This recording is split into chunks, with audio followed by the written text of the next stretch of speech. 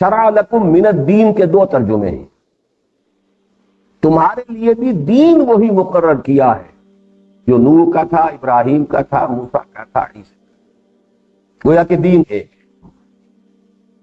دوسرا ترجمہ یہ کہ دین کے بارے میں وہی بات فرض کی ہے تم پر بھی جو نوح پر اور ابراہیم پر اور موسیٰ پر اور عیسیٰ پر تھی، یعنی اقیم الدین، دین کو قائم کرو. تو یہ دونوں ترجمے مفہوم کے اعتبار سے ایک ہی بن جائیں. سارا زور ہے اقیم الدین، دین کو قائم کرو. ولا تتفرقوا فیہ، یہاں اصل میں اکثر لوگوں نے فیہ کا حق ادا نہیں کیا ہے اور سمجھا ہے کہ شاید یہ بھی جیسے دوسرے مقامات پر ولا تتفرقوا ولا تفرقوا، فرقہ فرقہ مت بنو، گروہوں میں مت تقسیم ہو جاؤ، اسی طرح کی یہ ایک ہدایت اور بھی ہے. یہاں فیہ کا اضافہ،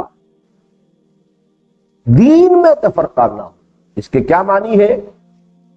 دین ایک ہے اور دین نام ہے صرف اس کا کہ حاکم مطلق اللہ، اس کا نمائندہ، اس کا رسول، خلاص دین اسی میں ہے. کل دستور اسلامی ریاست کا اس میں ہے. سروری زیبا فقط اس ذات بے ہمتا کو ہے، حکمراں ہے ایک وہی باقی بتانے حاضری، اور بمصطفیٰ برساخی شرا کے دی ہم اوست اگر بہو نہ رسیدی تمام. لا الہ الا اللہ محمد رسول اللہ، دین یہی ہے. آپ سے پہلے موسیٰ رسول اللہ تھے، آپ سے پہلے ابراہیم نبی اللہ تھے. یہ نبی کے نام بدلتے جائیں گے، کلمہ یہی ہے. تو دین ایک ہے. دین کے ٹکڑے نہ کرو، اس کے کیا معنی ہے؟ دین ایک آرگینک ہول ہے، ایک اکائی ہے، ایک وحدت ہے، حیاتیاتی وحدت ہے. اس کے حصے بکھرے مت کرو. یہ حصہ تو اللہ کے تابع، یہ حصہ ہماری مرضی کے تابع، یہ حصہ ہمارے رواج کے تابع، یہ حصہ زمانے کے تقاضوں کے تابع. تو دین ٹکڑے ٹکڑے ہو گیا. اڑائے کچھ ورق لالے نے، کچھ نرگس نے، کچھ گل نے، چمن میں ہر طرف بکھری ہوئی ہے داستان میری. یہ دین کے ٹکڑے ہو گئے.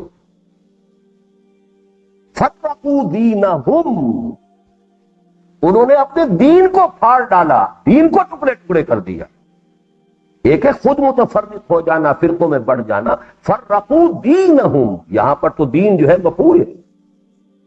پہلی بات تو یہ کہ دین کی اس کلیت کو برقرار رکھو، اس کی ہمہ گیریت کو برقرار رکھو، اس کے ہمہ پہلو ہونے کو برقرار رکھو.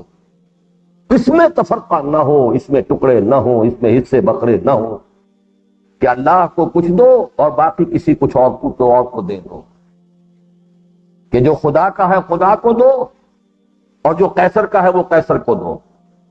یہ دین کا تفرقہ ہو گیا. دوسری بات یہ کہ اقامت دین کے اندر تفرقہ نہ ہو. فیہ میں ضمیر مجرور جو ہے یا دین کی طرف جائے گی یا اقامت دین کی طرف جائے گی. دین کو مت پھاڑو. اس کے کیا معنی ہے؟ شریعتیں جدا رہی ہیں، موسیٰ کی شریعت اور محمد کی شریعت اور. شریعتیں تو جدا ہے لیکن دین محمد کا بھی وہی ہے جو موسیٰ کا تھا صلی اللہ علیہ وسلم علیہ الصلوۃ والسلام. دین تو ایک ہے حضرت آدم سے لے کر علیہ الصلوۃ والسلام حضرت محمد صلی اللہ علیہ وسلم تک. دین تو ایک ہے. شریعتوں میں فرق ہو سکتا ہے اور ہوا ہے. اسی طرح دین اسلام ہے، اس کے نیچے فقہ جدا ہو سکتی ہے. یہ فقہ حنفی ہے، یہ فقہ مالکی ہے، یہ فقہ شافعی ہے، یہ فقہ حنبلی ہے، یہ فقہ جعفری ہے. فقہ علیحدہ ہو جائے کوئی پرواہ نہیں، دین ایک. اسی لیے میں دو آیتیں آپ کو اور سنا دیتا ہوں جو میں نے سنائی ہیں. سورہ انبیاء میں فرمایا ان ھذہ امتکم امۃ واحدہ. یہ سورہ انبیاء میں بہت سے انبیاء کا تذکرہ ہوا ہے. قرآن مجید کی چند صورتیں ایسی ہیں کہ جن میں انبیاء کرام کے اسماء کا بڑا خوبصورت گلدستہ آیا ہے مختلف اعتبارات سے. اسی میں سے ایک یہ بھی ہے. فرمایا یہ تمہاری امت ایک ہی امت ہے، وہ یونس ہو، وہ یحییٰ ہو، وہ عیسیٰ ہو، وہ اسماعیل ہو، وہ ابراہیم ہو، وہ کوئی بھی ہو، ان ہذہ امتکم امۃ واحدۃ وانا ربکم فاعبدون. بات وہی ہے، میں تمہارا رب ہوں، تمہیں میرا حکم ماننا ہے، میری بندگی کرو. دین تو یہ ہے. البتہ دوسری آیت میں نے آپ کو سنائی ٹکڑا، سورہ مائدہ کی آیت نمبر 48، لِكُلٍّ جَعَلْنَا مِنْكُمْ شِرْعَةً وَمِنْهَاجًا. اب ظاہر بات ہے کہ ساری امت ایک ہے، لیکن ان میں امتیں تو ہیں نا. حضرت موسیٰ، حضرت عیسیٰ، حضرت محمد، یہ سب ایک امت، لیکن ایک امت موسوی ہے، ایک امت عیسوی ہے، ایک امت محمد. ایک اعتبار سے یہ ایک امت ہے، دو اعتبارات سے ان میں فرق ہے. یہ آیت بھی بڑی اہم ہے سورہ مائدہ. لِكُلٍّ جَعَلْنَا مِنْكُمْ شِرْعَةً وَمِنْهَاجًا. تم میں سے ہر ایک کے لیے ہم نے ایک شریعت اور ایک منہاج معین کیا. شریعت کی بات تو واضح ہو چکی، شریعت موسوی، شریعت محمدی علی صاحبہم الصلاۃ والسلام. اسی کتابیں میں نے رکھا، ہمارے یہاں فقہ ہیں. یہ منہاج کا کیا فرق ہے؟ یہ میں زندگی میں پہلی مرتبہ یہ بات بیان کر رہا ہوں. آتے ہیں غیب سے یہ مضامین خیال میں، جب خاص کسی موضوع پر گفتگو کرنی ہوتی ہے، جب اس کے اعتبار سے میں قرآن کو دیکھتا ہوں تو کوئی اور نیا پہلو نظر آ جاتا. جیسے کہ حضور نے فرمایا کہ لا تنقضی عجائبہ، اس قرآن کے عجائبات کبھی ختم نہیں ہوں. ولا یخلق عن کثرت الرد، بار بار کے پڑھنے سے اس پر پوسیدگی طاری نہیں ہوگی کہ وہ آدمی کا جی اکتائے گا نہیں. یہ نئی شان کے ساتھ ظاہر ہو. ولا یشبع منہ العلماء، اصحاب علم کبھی اس سے سیر نہیں ہو سکیں گے کہ بس پیٹ بھر گیا، کبھی نہیں. علم کی پیاس بڑھتی تھی.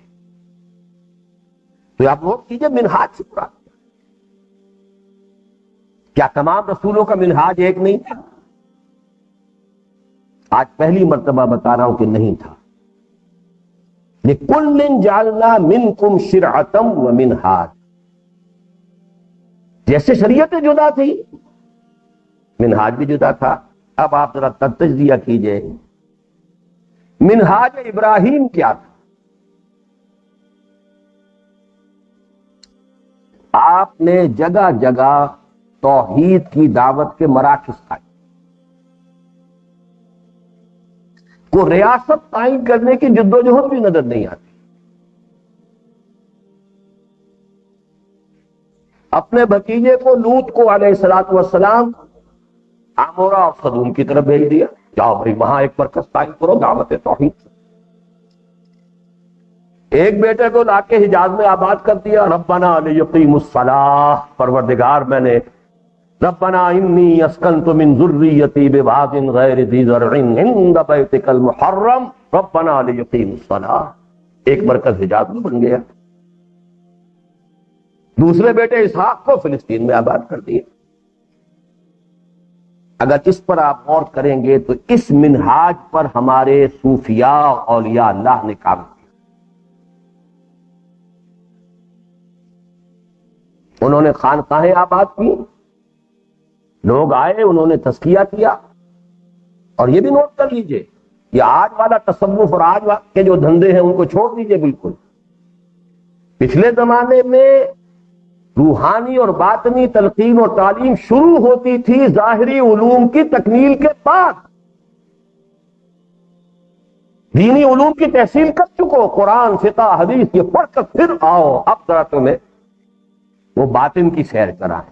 یہ نہیں کہ الف کا نام بے نہیں جانتے اور سجادہ نشین بھی ہے اور کسی کے خلیفہ بھی ہیں. یہ نہیں تھا معاملہ. یہ تو اس دور کی پیداوار ہے جب ہم نے دین کو دھندے اور پروفیشن بنا دیا. یہ انہوں نے کیا کیا، آؤ بھائی یہاں بیٹھو. اس کے بعد یہ کہ جب وہ تربیت یافتہ جاؤ تم وہاں چلے جاؤ. یہ آپ کے پاک پٹن میں شیخ فرید الدین شکر گنج. اچھا بھائی نظام الدین جاؤ تم اب دلی میں بیٹھ. اچھا بھائی صابر تم جاؤ کلیئر میں مرکز بناؤ. اچھا بھائی جماعت تم جاؤ ہانسی میں مرکز بناؤ. اپنے اقدامات کو اپنے پاس رکھا, وہ وہاں کا جانشین بنا. اور پھر نظام الدین اولیاء رحمہ اللہ سے تو جو سلسلہ چلا ہے, ایک ایک وقت میں 5,000 مسترشد ان کی خانقاہ میں موجود ہوتا ہے. 5,000 آدمی تربیت پا رہا ہے, اور اس کے بعد پھر جو ہے وہ پورے ہندوستان کے اندر پھیلتے تھے. یہ منہاج ابراہیمی ہے. اب آئیے اگلے منہاج پر. منہاج موسوی کیا تھا؟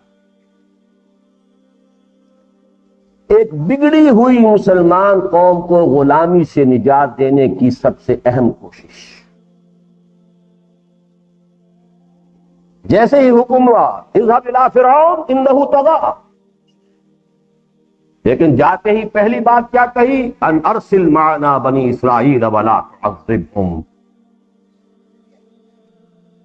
بنی اسرائیل کو ہمارے ساتھ بھیج دو, یہ جہاں سے آئے تھے وہاں واپس چلے جائے. تم نے اسے زنجیروں میں جکڑ لیا ہے, غلامی کے شکنجے میں کس لیا ہے, تم ان سے بیگار واپس جا. یہ فلسطین سے آئے تھے, میں فلسطین لوٹ جانا. ارسل معنا بنی اسرائیل ولا تعذبهم. اور وہ قوم بڑی بگڑی ہوئی قوم تھی. اس کی ناہنجاری کا اس سے آپ اندازہ لگائیے کہ حضرت موسیٰ کے 9 معجزے دیکھنے کے باوجود وہ قوم اتنی ناہنجار تھی کہ جب اس کے بعد ہجرت کے بعد کہا گیا آؤ اللہ کی راہ میں جنگ کرو, تو 2 آدمیوں کے سوا کوئی نہ نکلا. 2 رسول وقت کے, حضرت موسیٰ اور حضرت ہارون, اور 2 اور حضرت یوشع ابن نون اور کالب بن یفنہ. 6 لاکھ کے مجمع میں سے 4. کوئی تصور کر سکتے ناہنجاری کا کسی قوم؟ سارے معجزے دیکھنے کے باوجود جیسے ہی نکلے ہیں آزادی سے, غلامی سے نجات پا کر, کہا ہمارے لیے بھی کوئی بت بنا دو. چند دنوں کے لیے, 40 دنوں کے لیے موسیٰ گئے تو پیچھے بچڑے کی پرستی شروع کر دی. لیکن مسلمان قوم تھی, کلمہ اس کا وہی تھا لا الہ الا اللہ. اس کی نجات کی فکر کی یا نہیں کی؟ اس منہاج پر مسلم لیگ نے کام کیا ہے اور تحریک پاکستان نے, کہ بر عظیم پاک و ہند کے اندر 10 کروڑ مسلمان بس. اگر کہیں ہندوستان ایک وحدت کی حیثیت سے آزاد ہو گیا تو ہندو ظلم کریں گے, ان کے ثقافتی تشخص کو بھی ختم کر دیں گے, ان کو شدھ ہی کرنے کی تحریک چلائیں گے, ان کو اکنامکلی ایکسپلائٹ کریں گے. بچاؤ کے لیے کوئی اور راستہ نہیں سوائے اس کے کہ بٹوارا کر دو, ہمیں 2 ٹکڑے ایسے دے دو جہاں ہماری اکثریت ہے, تاکہ وہاں ہم اپنے تمدن کے مطابق جو نظام چلائیں. یہ بھی منہاج ہے. منہاج موسوی سے کتنا قریب ہے. اب آئیے منہاج عیسوی کیا ہے؟ اللہ کا ایک بندہ گشت لگا رہا ہے, آج یہاں ہے, کل وہاں ہے, پرسوں وہاں ہے. ابھی کوہ زیتون پر ہے, ابھی جھیل گلیلی میں پہنچا ہوا ہے, ابھی کہیں نزارت میں ہے. یہاں وعظ کہا, وہاں وعظ کہا. اے مچھلیوں کے پکڑنے والوں, آؤ کہ میں تمہیں انسانوں کا شکار کرنا سکھاؤں. 12 آدمی مل گئے, ان 12 کو بھی ساتھ ہی چکر میں ڈال دیا. یہ نہیں کہ تم اپنے گھروں میں بیٹھے رہو, نکلو میرے ساتھ, اپنی سلیب اٹھاؤ اور میرے ساتھ آ جاؤ. کیا مطلب؟ اپنی جان دینے کے لیے تیار ہو جاؤ, میرے ساتھ آ جاؤ. یہ حواریین مسیح, دین کی حقیقت کو واضح کرنا. یہ بھی مسلمان امت میں کام ہو رہا ہے. یہود مسلمان امت تھے, مسلمان امت میں ایک کام ہوا وہ منہاج موسوی کا, غلامی سے نجات دلانے کی. ظاہر بات ہے اس کے ساتھ اخلاقی روحانی تربیت جتنی بھی ہو سکتی ہے موسیٰ نے کی, لیکن اس میں پرائمری ایلیمنٹ جو ہے وہ آزادی کا تھا. اسی طرح حضرت مسیح علیہ السلام جو ہے وہ دین کی حکمت, جئتکم بالحکمہ, تم نے دین کو بے جان رسومات کا مجموعہ بنا کے رکھ دیا ہے. تمہاری مثال ان قبروں کی سی ہے کہ جن کے اندر گلی سڑی ہڈیوں کے سوا کچھ نہیں ہوتا، اوپر بڑی شاندار چادریں چڑھائی ہوتی ہیں سفیدی کی ہوتی، تم سانپ کے سپولیوں کے مانند۔ یہ ساری تنقیدیں کن پر تھیں؟ علماء یہود پر۔ جو ساتھ آ گئے انہیں بھی اپنے ساتھ گشت میں لگا لی۔ اس منہاج پر عمل کیا ہے تبلیغی جماعت۔ یا ہمارے صوفیہ میں سے بعض نے جہانیہ جہاں گشت، ایک صوفیہ وہ تھے کہ جنہوں نے اپنا ایک مرکز بنا لیا، قطب اشجار نمی جنبت، وہ تو بیٹھ گئے وہیں، اور وہیں سے پھر انہوں نے اپنے جو تربیت پائے ہوئے لوگ تھے انہیں ادھر ادھر بھیجا، اور ایک وہ ہے کہ جو خود چکر میں جہانیہ جہاں گشت رحمت اللہ علیہ۔ لیکن تبلیغی جماعت نے بھی جزوی طور پر، دیکھیے یہ تمام تشبیہات جو ہیں ان کو آپ کلی طور پر کبھی منطبق نہ کر لیجیے۔ تشبیہ کا مقصد ہوتا ہے کسی معاملے کے کسی ایک خاص پہلو کی مشابہت کی وجہ سے اس مفہوم کو ذہن کے قریب لانے کی کوشش کرنا۔ یہ تبلیغی جماعت میں سمجھتا ہوں کہ منہاج عیسوی پر عمل پیدا ہے۔ اب آیا منہاج محمدی صلی اللہ علیہ وسلم، اور یہ دور اب جان لیجئے کہ اصلاً منہاج محمدی کا ہے صلی اللہ علیہ وسلم۔ یہ منہاج کیا ہے؟ دعوت دو، جو دعوت قبول کرے انہیں منظم کرو، ان کی تربیت کرو، انہیں ایک طاقت بناؤ، اور پھر نظام باطل کے اوپر کوڑا دے کر مارو اور نظام باطل کا بیجا نکالو۔ نقذف بالحق علی الباطل فیدمغه فاذا هو زاهق، ہم باطل کے اوپر حق کا کوڑا مارتے ہیں جو اس کا بیجا نکال دیتا ہے، وہ تو ہے ہی زائل ہو جانے والی شے۔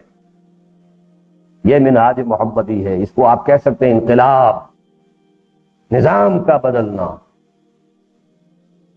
پھر عرض کروں گا معاذ اللہ ثم معاذ اللہ، زمین و آسمان کا فرق ہے کہ نسبت خاک را بعالم پاک، لیکن بات سمجھانے کے لیے کیا کریں؟ غالباً برنارڈ شاہ نے کہا تھا گاندھی کے بارے میں، he is a saint among politicians and a politician among saints۔ وہ اگر سیاستدانوں میں بیٹھا ہوتا ہے تو معلوم ہوتا ہے کہ یہ تو کوئی سادھو ہے، سیاستدان تو لگتا ہی نہیں۔ جب سادھوؤں میں بیٹھا ہوتا ہے معلوم ہے تو سیاستدان ہے۔ پھر میں عرض کر رہا ہوں کہ نسبت خاک را بعالم پاک، لیکن اگر میں حضور کے بارے میں کہوں he is a revolutionary amongst انبیاء and he is a nabi amongst revolutionaries۔ ریولیوشنریز کو رکھیے مارکس اینجلس لینن، ریولیوشنریز کو رکھیے والٹیر روسو اور بہت سے لوگ، اور ریولیوشن میں آتا ہے محمد کا انقلاب صلی اللہ علیہ وسلم۔ لیکن یہ نبی ہونے کی حیثیت سے ریولیوشنری ہے، فرق کیا ہو جائے؟ اور نبیوں میں ریولیوشنری ایک انقلاب بدل دیا، نظام کو تبدیل کر دیا۔ مصطفیٰ اندر ہرا خلوت گزید، قوم و آئین و حکومت آفرید۔ صرف مبلغ پیدا نہیں کیے، صرف معلم پیدا نہیں کیے، صرف مربی پیدا نہیں کیے، ان سب کو مجاہد بنایا۔ مبلغ بھی بنو، مجاہد بھی بنو، مربی بھی بنو، مجاہد بھی بنو، مدرس بھی بنو، مجاہد بھی بنو۔ اور اس جہاد کا ہدف کیا ہے؟ نظام عدل اجتماعی قائم کرنا، اور اس کے لیے وقت پڑے تو جانوں کا نذرانہ دے۔ یہ وقت میں نے آپ سے لیا ان 5 آیات، بلکہ ابھی تک تو 3 آیات ہی کی بات ہوئی ہے۔ ذرا ذہن میں آیات دہرا لیجئے۔ شرع لکم من الدین ما وصى به نوحا والذی اوحینا الیک وما وصینا به ابراہیم و موسیٰ و عیسیٰ، انہی کا منہاج میں نے بیان کیا آپ کے سامنے۔ ان اقیموا الدین ولا تتفرقوا فیہ۔ دوسری آیت ان هذه امتکم امۃ واحدۃ وَأَنَا رَبُّكُمْ فَاعْبُدُونِ. تیسری آیت لِكُلٍّ جَعَلْنَا مِنْكُمْ شِرْعَةً وَمِنْهَاجًا. اب آئیے اس تمہید کے بعد ایک دوسری تمہید. میری آج کی گفتگو کے مخاطب کون ہے اور کون نہیں ہے، معین کر لینا چاہیے کہ بات کس سے کر رہا ہوں. بحث کے آگے بین بچانا وقت کا ضیاع ہے. طے کر لیا جائے میرے مخاطب ہے کون. نمبر ایک، پاکستان میں ایسے لوگوں کی اب کمی نہیں ہے، بلکہ کبھی بھی کمی نہیں رہی، جو سمجھتے ہیں کہ پاکستان غلط بنا ہے. اور اگرچہ وہ واضح الفاظ میں نہیں کہتے، لیکن اس کا منطقی نتیجہ یہی ہے کہ ابھی سے ختم ہو جانا چاہیے. غلطی کا تو ازالہ ہونا چاہیے. اگر غلط بنا تو غلطی کا ازالہ ہونا چاہیے، اسے محو ہو جانا چاہیے، اسے ختم ہو جانا چاہیے.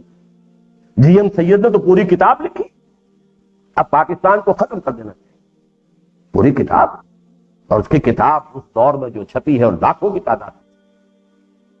اور یہ میں آپ کو بتا دوں، پاکستان کے تینوں چھوٹوں صوبوں میں مذہبی حلقوں میں بھی یہ فکر موجود ہے اور سیاسی حلقوں میں بھی.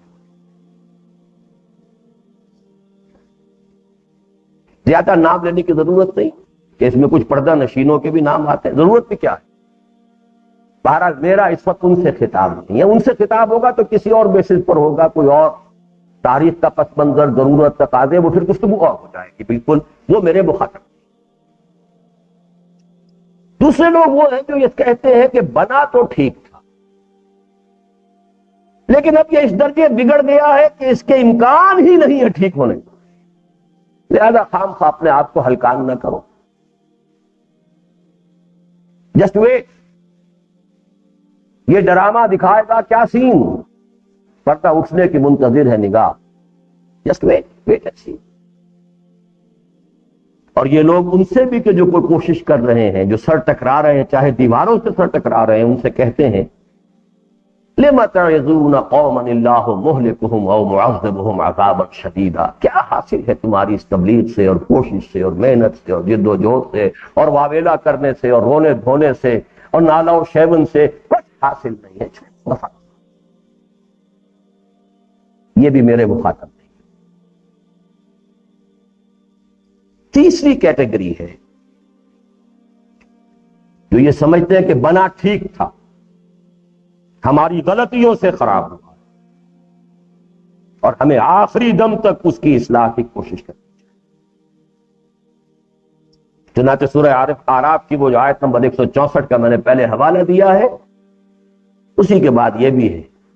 اسی میں کہ جو لوگ کوشش کر رہے تھے انہوں نے کہا معذرۃ الی ربکم وَلَعَلَّهُمْ يَتَّقُونَ. ہم یہ ساری کوشش کر رہے ہیں اپنے رب کے حضور معذرت تو پیش کر سکے، پروردگار ہم تو آخر دم تک اسی کام کے لیے کوشاں رہے. ہم نے دنیا نہیں بنائی، جائیدادیں نہیں بنائی، پروفیشنز نہیں چمکائے، ہم لگے رہے اسی کام. کیا تیرے ہاتھ، اور کیا پتا بھائی یہ جاگ ہی جائیں.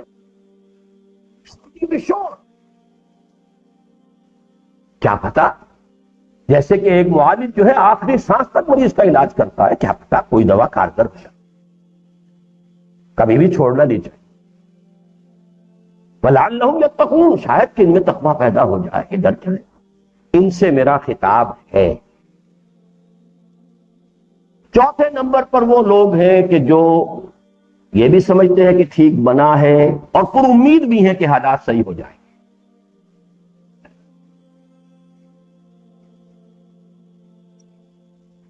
اب ان میں مختلف لوگ ہیں یہاں پر. کچھ لوگ سمجھتے ہیں کچھ خوابوں کی بنا پر، کچھ لوگ سمجھتے ہیں کہ کچھ ملنگ قسم کے لوگوں نے کچھ پیشن گوئیاں کر رکھی ہیں. کچھ لوگوں کو حضور صلی اللہ علیہ وسلم کی دی ہوئی پیشن گوئیوں کے حوالے سے، میرے عرب کو آئی ٹھنڈی ہوا جہاں سے. بہرحال مختلف ہے. اس پر نوید خلافت نامی ہمارا چھوٹا سا کتابچہ ہے، مفت تقسیم کے لیے شائع ہوتا ہے، یہاں شاید آج نہ ہو. آیات کے حوالے سے اور احادیث کے حوالے سے ہم نے ثابت کیا ہے کہ ہوگا اور یہیں سے ہوگا.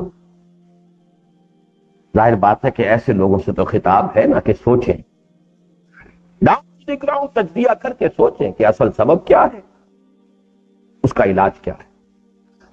صرف خواہشات کے اندر نہ رہے. تلک امانیہم، امانی سے کچھ نہیں ہوگا. صحیح تجزیہ، صحیح تشخیص، صحیح علاج، اور اس کے لیے پھر اپنی امکانی حد تک کوشش. یہ اگر نہیں کریں گے تو پھر اس کا کچھ حاصل نہیں. پانچواں طبقہ وہ ہے، اور میرے نزدیک یہ خالص دینی فکر ہے جو میں آپ کے سامنے رکھ رہا ہوں. حالات اور سیاست سے صرف نظر کرتے ہوئے پاکستان بنتا یا نہ بنتا اور رہے یا نہ رہے، ہمارا دینی فریضہ ہے کہ اللہ کے دین کو قائم کرنا دنیا. کیا پاکستان نہ بنتا تو ہم پر فرض نہیں تھا؟ امت مسلمہ ہم نہیں تھے؟ شہادت علی الناس کی ذمہ داری ہم پر نہیں تھی؟ ان اقیم الدین کے مخاطب ہم نہیں تھے؟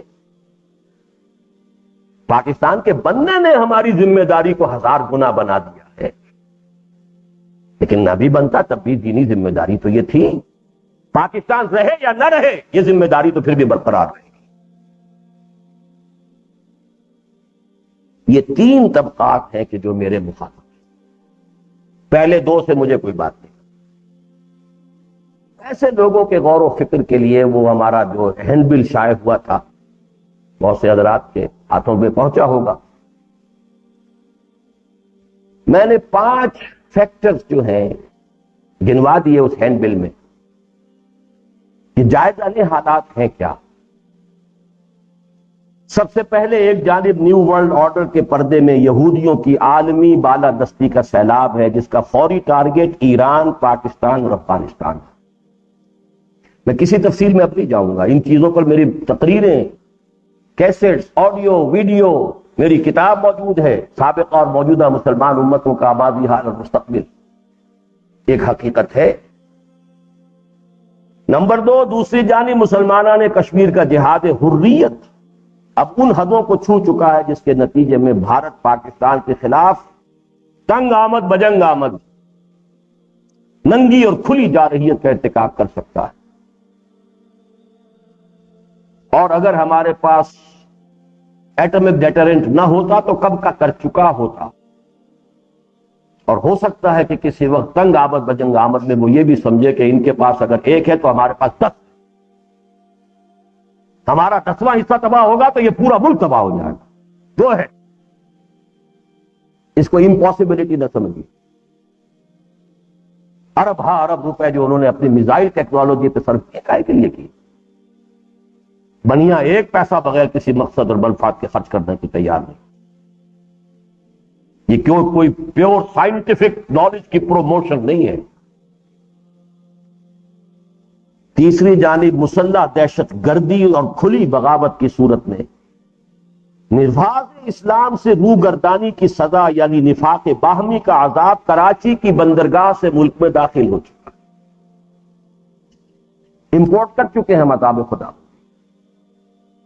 چند دن کا وقفہ ہوا تھا مذاکرات کے چکر میں، اور اب پھر جو ہے صورتحال اسی جگہ پہنچ گئی. کہا گیا تھا کہ دہشت گردی کا ہم کی کمر توڑ دی ہے. ابھی تو معلوم ہوتا ہے کہ اس کی شاید 1 آدھ انگلی کٹی ہو تو کٹی ہو، کمر ٹوٹنے کا تو کوئی سوال نہیں. چوتھی جانب معاشرتی بدامنی اور آوارگی، سیاسی خلفشار اور محاذ آرائی اور مالیاتی لوٹ کھسوٹ اور بندر بانٹ آخری حدوں کو پہنچ چکی. اس کی بھی تفصیل میں بیان کروں تو پھر صنم بھی بولے ہری ہری. تفصیل میں جانے کا وقت نہیں ہے. یہ چیزیں وہ ہیں جو بارہا گفتگو کا موضوع بن چکی ہے، سب گنوا رہا ہوں. لیکن آج کی گفتگو کے اعتبار سے اہم ترین اور ان سب پر مستضاد مذہبی جماعتوں کا باہمی نفاق ہے جو روز بروز تقسیم در تقسیم کی صورت میں بڑھتا چلا. جمعیت علماء اسلام دھڑوں میں، جمعیت علماء پاکستان دھڑوں میں، اہل حدیث دھڑوں میں، جماعت اسلامی بھی اب دھڑوں میں. ہر نیا دور جو آ رہا ہے اس میں کوئی اور نئی تقسیم. سینے کا چاک جو ہے اس کے رفو کرنے کا ایک قدم بھی کبھی دیکھنے میں نہیں آئے گا، اسے مزید پھاڑنے کا عمل جو ہے وہ دن بدن شدت اختیار کرے۔ اب اس صورتحال کا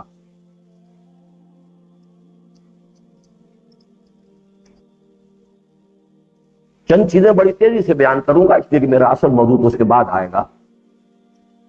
اس پوری صورتحال کے دوسرے داخلی اور خارجی اسباب بھی ہیں اور اپنی جگہ پر اہم ہیں، لیکن اہم ترین سبب کیا ہے؟ ہمارا اپنی منزل سے انحراف اور اللہ تعالی کے ساتھ جو وعدہ کیا تھا پاکستان کا مطلب کیا، لا الہ الا اللہ، اس کی وعدہ خلافی۔ دوسرے اسباب بھی ہیں، مسلم لیگ کا یہ کردار رہا، فلاں کا یہ کردار رہا، یہ ہوا، ہماری بیوروکریسی کا یہ کردار رہا، آرمی کے اندر جو ہے امنگیں پیدا ہو گئیں، ہمارے ہاں کے جاگیرداروں کا ایک مزاج، یہ سب کچھ ہے۔ ہماری بیوروکریسی جو ہے وہ انگریز کی تربیت یافتہ تھی، ذہناً ثقافتاً وہ خالص مغربی تھی، نام کے مسلمان، یہ سب آپ فیکٹر گنتے چلے جائیے، لیکن میرے نزدیک اہم ترین منزل سے انحراف، منزل تھا نفاذ اسلام کا قیام، نظام اسلام کا قیام۔ پاکستان کا مطلب کیا، لا الہ الا اللہ، وہ دین، اقیم الدین، دین تو نام ہی اس کا ہے، لا الہ الا اللہ، اس سے ہم نے انحراف کیا۔ اس میں کچھ پردہ نشینوں کے بھی نام آتے ہیں، میں دہرانا نہیں چاہتا، لیکن میں نے پچھلے سال 16 دسمبر کو جو تقریر کی تھی سقوط ڈھاکہ کے موضوع پر، اس میں نے پورا کچا چٹھا بیان کر دیا تھا کہ اس گھر کو آگ لگ گئی، گھر کے چراغ۔ پہلے دن سے ہم نے سیکولرزم کی بنیاد قائم کی اس ملک، پہلے دن سے وزیر قانون بنایا ہندو کو، پہلے دن سے وزیر خارجہ بنایا قادیانی کو۔ معلوم ہوا کہ اسلام اور ایمان اور عقائد اٹھا لو پاندان اپنا، میں باز آیا محبت سے، لہذا بعد والوں کو کیا کہیں؟ جب پہلے دن سے فرشتے اول تو رہت معمار کج کا سوریا میربت دیوار کج، منزل سے انحراف، اور اس کا جو دوسرا پہلو ہے، اس میں ایک خاص وعدہ اللہ سے تھا، اے اللہ ہمیں ہندو اور انگریز کی غلامی سے نجات دلا، ہم تیرے دین کا بول بالا کریں گے۔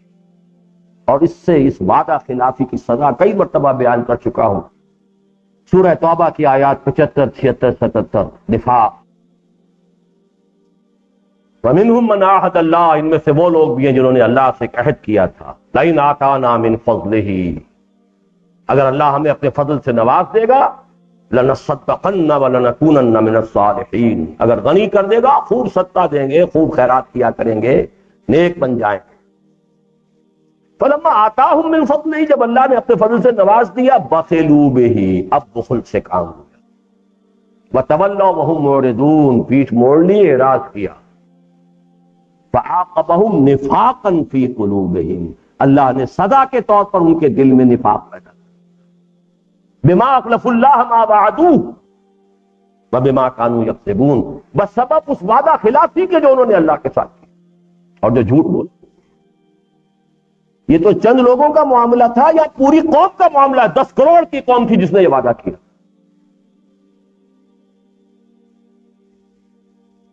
لہذا دونوں نفاق آپ کے ہاں جو ہے، جس طرح حدیث میں آتا ہے کہ دجال کے ماتھے پر لکھا ہوگا کافر کفر، دو نفاق ہمارے ماتھے پر لکھے ہوئے، قومی ماتھا جو ہے ہمارا، قومی ماتھا، ایک نفاق باہمی، قوم قومیتوں میں تقسیم ہو گئی، لسانی قومیتیں، نسلی قومیتیں، ثقافتی دھڑے بندیاں، صوبہ پرستی، سب سے بڑھ کر سب سے بڑی پرستی صوبے کی ہے، پھر مذہبی فرقے واریت، نفاق باہمی، اور نفاق عملی، جھوٹ، وعدہ خلافی اور خیانت۔ اس ملک میں بائی اینڈ لارج جو جتنا بڑا ہے اتنا ہی بڑا جھوٹا، اتنا ہی بڑا وعدہ خلاف، اتنا ہی بڑا خائن ہے، الا ماشاء۔ استثناءات ہے تو استثناء تو یہ تو پروورب ہے کہ ایکسیپشن پروو دی رول، اس سے تو رول جو ہے قانون ثابت ہوتا ہے، استثناء تو افراد مل جائیں گے، لیکن یہ کیسے؟ یہ ہے اصل علا، اصل سبب۔ اسی طریقے سے فوری اور پیلیٹیو ٹریٹمنٹ کے بھی کچھ اقدامات ہیں، لیکن اصل علاج ایک ہے۔ وہ فوری اور پیلیٹیو ٹریٹمنٹس میں ایک خاص ہے جس کی طرف کہ ہم نے اشارہ کیا ہے، وہ یہ ہے کہ پاکستان کے چھوٹے صوبے بنائے جائیں، 12، 17، 1 کروڑ کی آبادی کی مناسبت سے متوازن ہو جائیں، ان کو زیادہ سے زیادہ آٹونومی دی جائے، لوگ محسوس کریں کہ ہمارا معاملہ ہمارے ہاتھ میں، اور اس میں لسانی اور ثقافتی عوامل کو بھی مد نظر رکھا جائے۔ یہ کلمہ کفر ہے پاکستان کے ماحول کے اعتبار سے جو میں کہہ رہا ہوں،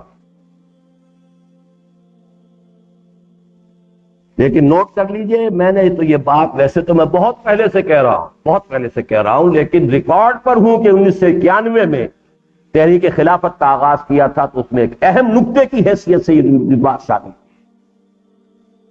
اب اس کے بعد اصغر خان صاحب کا مضمون آج ہی چھپا ہے نیوز کے اندر، وہ پڑھ لیجئے۔ لیکن 2 نہایت قیمتی مضامین جو آئے ہیں اس زمانے میں، ایک اس اعتبار سے بہت اہم ہے کہ جماعت اسلامی کے حلقے کا ایک پرچہ ہے، انگریزی کا جریدہ، شاید یونیورسل میسج کے نام سے، ادارہ معارف اسلامیہ ہے جماعت اسلامی کا کراچی میں، اس کا وہ انگریزی جریدہ ہے۔ اس میں ایک صاحب نے مضمون لکھا ہے میرے نام لے کر تائید کرتے ہوئے کہ یہ چھوٹے صوبے نہ بنائے گئے، شارٹ پروونسز اور ایلس، اور کے بعد سوال یا نشان، ورنہ پاکستان ختم ہو جاتا۔ یہ تو ہے ایک دینی اور مذہبی جماعت اور سیاسی جماعت کے ایک اعتبار سے، بہرحال وہ ترجمان ہو یا نہ ہو، بہرحال ان کے ہاں ایک اہمیت کا تو منصب انہیں حاصل ہے۔ اور ایک آپ کو ایک غیر مسلم جرنلسٹ کم پولیٹیشین مسٹر ایم پی بھنڈارا کا مضمون چھپا ہے ڈان میں۔ میرے نزدیک سندھ کی سچویشن کی اتنی کنسائز، اتنی ٹو دی پوائنٹ، اتنی ٹرو پکچر اور انالیسس شاید کسی نے نہیں کی، میں اپنے آپ کو بھی شامل کر رہا ہوں۔ حالانکہ اکثر و بیشتر چیزیں وہی ہیں جو میں آج سے 8 سال پہلے مسئلہ سندھ میں لکھ چکا ہوں، لیکن وہاں وہ تفصیل ہے، ایک پوری کتاب ہے۔ یہ آپ کو ایک مضمون میں وہ سارا انالیسس مل جائے گا، اور خالص سیکولر نقطہ نظر سے ملے گا، وہ خالص سیکولر نقطہ نظر سے، اور یونیورسل میسج کا یہ ایک دینی ترجمان کی طرف سے۔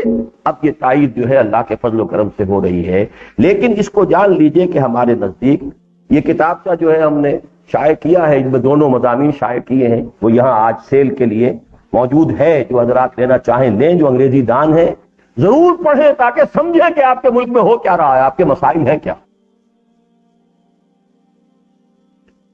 لیکن جیسا کہ میں نے عرض کیا، یہ صرف پیلیٹیو ٹریٹمنٹ سے کہ 106 بخار تھا، آپ نے کوئی ایسپرین کی گولیاں 3-4 کھلا دی، کوئی اور دے دیا، اس سے بخار اتر گیا، اس سے مرض تو نہیں رفع ہوا نا۔ بحران جو ہے اس وقت بحرانی کیفیت سے نجات مل جاتی ہے، اسے علاج نہیں کہتے۔ کیوریٹو ٹریٹمنٹ صرف ایک ہے، علاج اس کا وہی آب نشاط انگیز ہے ساتھی۔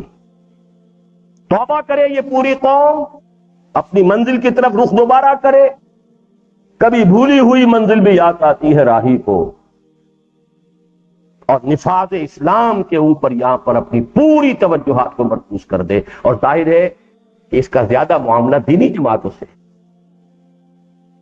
اب اس پر بھی میں تفصیل سے نہیں جاؤں گا، میری کتاب استحکام پاکستان اس کے لیے پوری ڈاکومنٹیشن کے ساتھ، قیام پاکستان ایک معجزہ تھا جو صرف اس لیے وجود میں آیا کہ ہم نے اللہ سے ایک عہد کیا تھا، اور سارا خلفشار اس وجہ سے کہ ہم نے وعدہ خلافی کی ہے، اور اب ایک علاج ایک ہی ہے، اور وہ یہ ہے کہ اس وعدے کو پورا کیا۔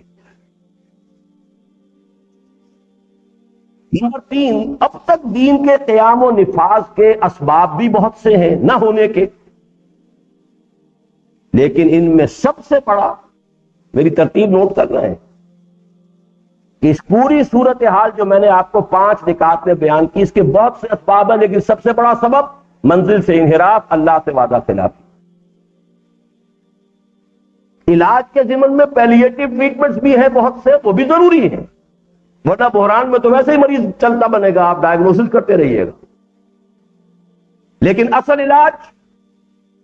علاج اس کا وہی آب نشاط انگیز ہے. ساتھ کسی طریقے سے عرض کر رہا ہوں کہ اب تک دین قائم کیوں نہیں ہو سکا، اس کے اسباب بہت سے ہیں، لیکن ان میں بھی اہم ترین اور آج کی گفتگو کے لیے جو میرا مرکزی نقطہ ہے وہ یہ ہے، دینی جماعتوں کی غلط حکمت عملی. یہ سب سے بڑا سبب. غلط حکمت عملی کیا؟ انہوں نے الیکشن کا راستہ اختیار کر کے اسے اپنا ایک پولیٹیکل سلوگن بنایا، اسلام کو ایک پولیٹیکل سلوگن بنایا. جب پولیٹیکل سلوگن بنا تو وہ کنٹروورشل ایشو ہو گیا، اب وہ پارٹی ایشو ہے. پوری قوم کی پشت پناہی سے اسلام محروم ہو کر کچھ سیاسی جماعتوں کا پشت پناہ بن کر کھڑا ہو. یہ ہے غلط حکمت عمل. اور نمبر 2، اس جلتی پر تیل کا کام کیا اس نے کہ اب وہ تفریق شروع ہو گئی. سب سے پہلے جماعت اسلامی میدان میں کودی، چاروں شانے چت 1951 میں. 40 سیٹوں کی توقع تھی پنجاب میں، ایک بھی نہیں آئی. اس کے بعد سوچا نورانی میاں نے کہ لازم نہیں کہ سب کو ملے ایک سا جواب، آؤ نا ہم بھی سیر کریں کوہ طور کی، ہم تو سواد اعظم کے نمائندے. وہ کودے، انہیں پھر بھی کچھ کامیابی ہوئی، کراچی، حیدرآباد اور بھی دوسری جگہوں پر. پھر جے یو آئی. تاریخی پس منظر کے حوالے سے بتا دوں کہ کچھ عرصے وہ منقار زیر پر رہے، اس لیے کہ پاکستان کے مخالف تھے، یہاں بولنے کا ابتدا میں حق تھا ہی نہیں. پھر ان کا کیوں نہ ہم بھی آئیں، وہ بھی آ گئے. اہل حدیث نے کہا ہماری بھی کچھ پاکٹس موجود ہیں، 1-2 آدمی تو ہمارے بھی پہنچ جائیں گے، اور کسی کروشل مومنٹ پر تو ایک آدمی بڑا قیمتی ہوتا ہے، ایک ووٹ سے سارا معاملہ طے ہو جاتا. ایک موقع پر مفتی محمود صاحب کے ایک ووٹ سے ایوب خان نے دستور میں ترمیم کی تھی، اگر وہ ووٹ نہ دیتے ترمیم نہیں کر سکتا تھا ایوب. اور کہا یہ گیا کہ 10 لاکھ روپیہ لیا تھا مفتی صاحب. اس دور کا 10 لاکھ، ایوب خان کے دور کا 10 لاکھ آج کے 10 کروڑ سے کم نہیں ہے. اور مفتی صاحب نے بھی یہ کہا تھا کہ ہاں میرے مدرسے کو دیا، انکار نہیں کیا. جیسے بعد میں ایک اور زعیم نے کہا تھا کہ ہاں ہم نے سودے بازی کی ہے. کیا جملہ تھا؟ ہم بکے نہیں ہیں، ہم نے سودے بازی کی. اس چیز نے بیڑا غرق کر دیا ہے. اصل تباہی اس غلط حکمت عملی کہ انتخابی ارینا میں پاور پالیٹکس کا اس کو حصہ بنا دینا، اور جلتی پر تیل کا کام، نفاق باہمی، اب فرقے وارانہ، ایک بریلوی مکتب فکر، ایک دیوبندی مکتب فکر، ایک اہل حدیث مکتب فکر، ایک جماعت اسلامی، کچھ لبرل اسلام بھی ہے. 5 اسلام ہو گئے، اور اسلام الیکشن ایشو ہو گیا، الیکشن سلوگن بن گیا. اگر ایک جماعت ہوتی تو شاید کچھ نہ کچھ تو حاصل کر بیٹھتے. وہ جب 5 میں تقسیم ہو گیا تو ظاہر بات ہے کہ نتیجہ زیرو. لہذا اب اصلاح کی طرف آئیے. پہلا قدم کیا ہے؟ جو میں نے شروع بات کی تھی آپ سے کہ میں بھی واعظ کہہ دوں اتحاد پر، کوئی خاص بات نہیں ہے. بہت سے واعظ مجھ سے بہت اچھا واعظ کہہ سکتے ہیں. اتحاد کی برکات، آیات، احادیث کے حوالے سے سرمن کہنے والوں کی کمی نہیں ہے، واعظ کہنے والوں کی کمی نہیں. کیسے ہو؟ وہ جو ایک روایتی ہے انگریزی کا محاورہ کہ who should bend the cat but how to bend the cat. چوہوں نے طے کیا تھا کہ ہمارے سارے مسئلے کا حل یہ ہے کہ بلی کے گلے میں گھنٹی لٹکا دو، جب آئے گی گھنٹی بجے گی ہم بلوں میں گھس جائیں گے. اور یہ یونینیمسلی کیری ہو گیا، ریزولوشن کیری. اب سوال آیا کون باندھے؟ تو یہی مسئلہ ہے، یہ ہو کیسے؟ یہ ہفت خواہ کیسے طے ہو؟ اس کے لیے دیکھیے 3 چیزیں تو میں کہہ رہا ہوں کہ جو وعظ کی نوعیت کی ہیں قدم بہ قدم. پہلی بات یہ کہ محاذ آرائی سے گریز ہو. ثانیاً ہم خیال تاریخی اور نظریاتی اعتبار سے جو قریب ہوں ان میں کوئی باہمی تعاون شروع ہو جائے. سب نہ ہو سکے، تقسیم در تقسیم کے عمل کو کچھ تو ریورس کریں، اور ان کے مابین ادغام نہ صحیح کوئی وفاق کی شکل پیدا ہو جائے. اب چونکہ میں نے 2 الفاظ استعمال کیے ہیں، کچھ ان کی وضاحت کروں گا. اس سے پہلے یہ کہ اس اتحاد کے اعتبار سے چونکہ قرآن مجید کا لفظ یہ ہے کہ وَاعْتَصِمُوا بِحَبْلِ اللَّهِ جَمِيعًا وَلَا تَفَرَّقُوا، یہ سورہ آل عمران کی آیت نمبر 103 ہے. اس میں اس وقت ایک لفظ صرف بورو کر رہا ہوں اس آیت سے، اللہ کے رسے کو مضبوطی سے تھامو.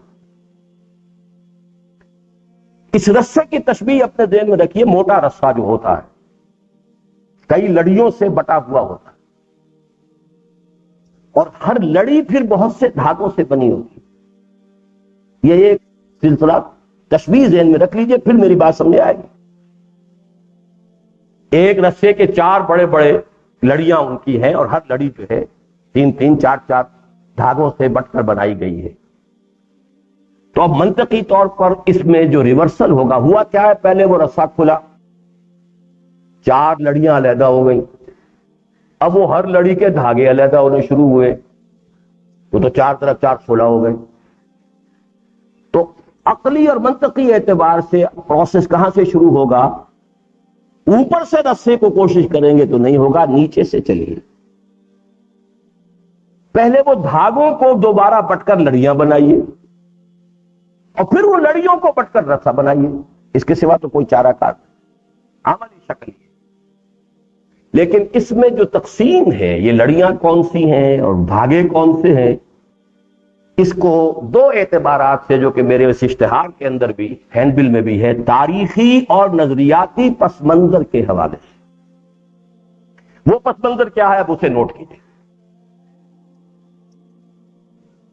پہلا جو پس منظر ہے اس ملک میں دینی جماعتوں کا، وہ یہ ہے کہ تقریباً 100 سال پہلے تک اس پورے ہندوستان میں سوائے مالابار کے ساحل پر کچھ شافعی لوگ تھے، باقی تمام مسلمان کٹر حنفی تھے، اور تمام مسلمان تصوف کے ساتھ گہرا ربط رکھتے تھے. کسی نہ کسی سلسلے سے علامتی یا حقیقی اور عملی وابستگی لازم. آپ آج سے 100 سال پہلے کی کوئی کتاب دیکھ لیجئے، اس کے مصنف کا لکھا ہوگا حنفی مسلکن وقادری مشربن. یہ 2 ڈیفینیشن، دو اس کے بغیر وہ انسان کا تعارف مکمل نہیں ہو سکتا. حنفی مسلکن، قادری، چشتی، سوروردی، نقشبندی مسلکن، مشربن. لیکن پچھلے 100-125 سال میں اس میں ایک تبدیلی آئی. دارالعلوم دیوبند ایک زبردست تحریک بن کر اٹھا.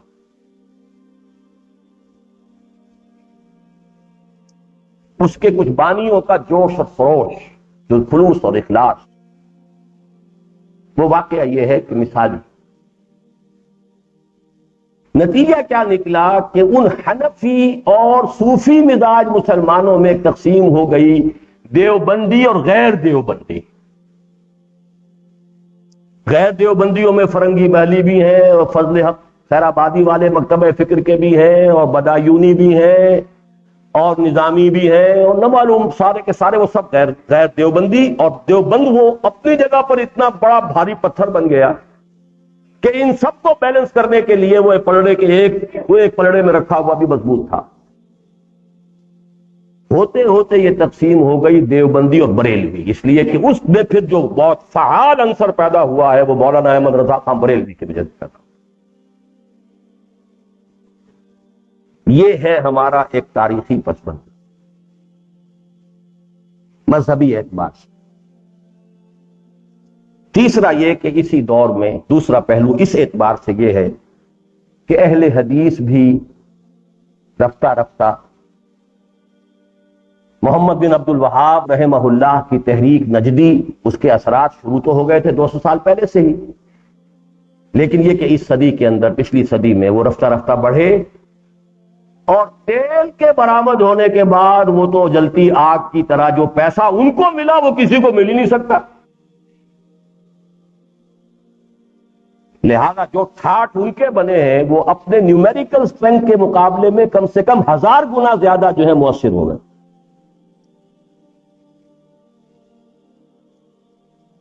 لیکن میں اس وقت اس ایک جو ہے اہل حدیث اس گھڑے کو چھوڑتے ہوئے باقی دونوں کی بات کر رہا ہوں جو سواد اعظم ہے۔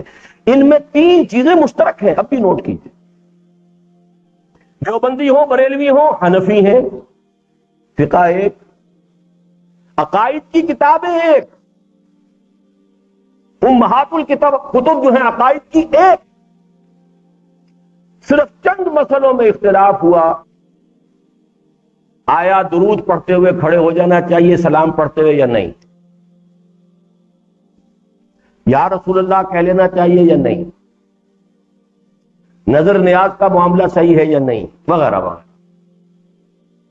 اور یہ میں آپ سے عرض کر دوں کہ ان مسائل میں بھی فیصلہ ہفت مسئلہ حاجی امداد اللہ بہادر مکی ان کی کتاب، اس میں انہوں نے طے کر دیا ہے، اور اس کے اندر دیوبندی اور بریلوی دونوں میں کوئی فرق نہیں رہ جاتا، سوائے اس کے کہ اب وہ ٹریڈ یونینز بن گئی ہیں، مساجد اور مدارس کا ایک نظام ہے، ورنہ کوئی فرق نہیں، وہی حنفیت، وہی عقائد۔ چند یہ جو میں نے آپ کو گنوا دیے مسائل، ان کا اختلاف، وہ اختلاف کا حل بھی فیصلہ حق مسئلہ کے اندر دیوبندی بھی ان ساری باتوں کو مانتے ہیں جو بریلوی کہتے ہیں، کھڑے ہو کر درود پڑھنے میں کوئی اعتراض نہیں۔ حاجی صاحب کہتے ہیں، حاجی صاحب پیر تھے ان تمام دیوبندیوں کے، مولانا اشرف علی تھانوی کے بھی مرشد وہی تھے، اور مولانا رشید احمد گنگوہی کے مرشد وہی تھے، حاجی صاحب کا تو سارا سلسلہ ہی، اور صابری سلسلے کے وہ بہت بڑے بزرگ تھے۔ اس میں یہ بھی نوٹ کر لیجئے، شخصیات کا تصادم ہوا ہے اس میں صرف۔ پچھلی صدی میں 2 شخصیتوں کے مابین مناظرے شروع ہوئے، شاہ اسماعیل شہید رحمت اللہ علیہ ایک طرف، اور مولانا فضل حق خیر آبادی رحمت اللہ علیہ دوسری طرف، خالص علمی قسم کے تھے، اور آج تو تذکرہ بھی کروں تو ہنسی بھی آتی ہے، غصہ بھی آتا ہے کہ ہمارے اکابر امت ان چیزوں پر جھگڑ رہے تھے۔ مسائل کیا تھے؟ اللہ جھوٹ بول سکتا ہے یا نہیں؟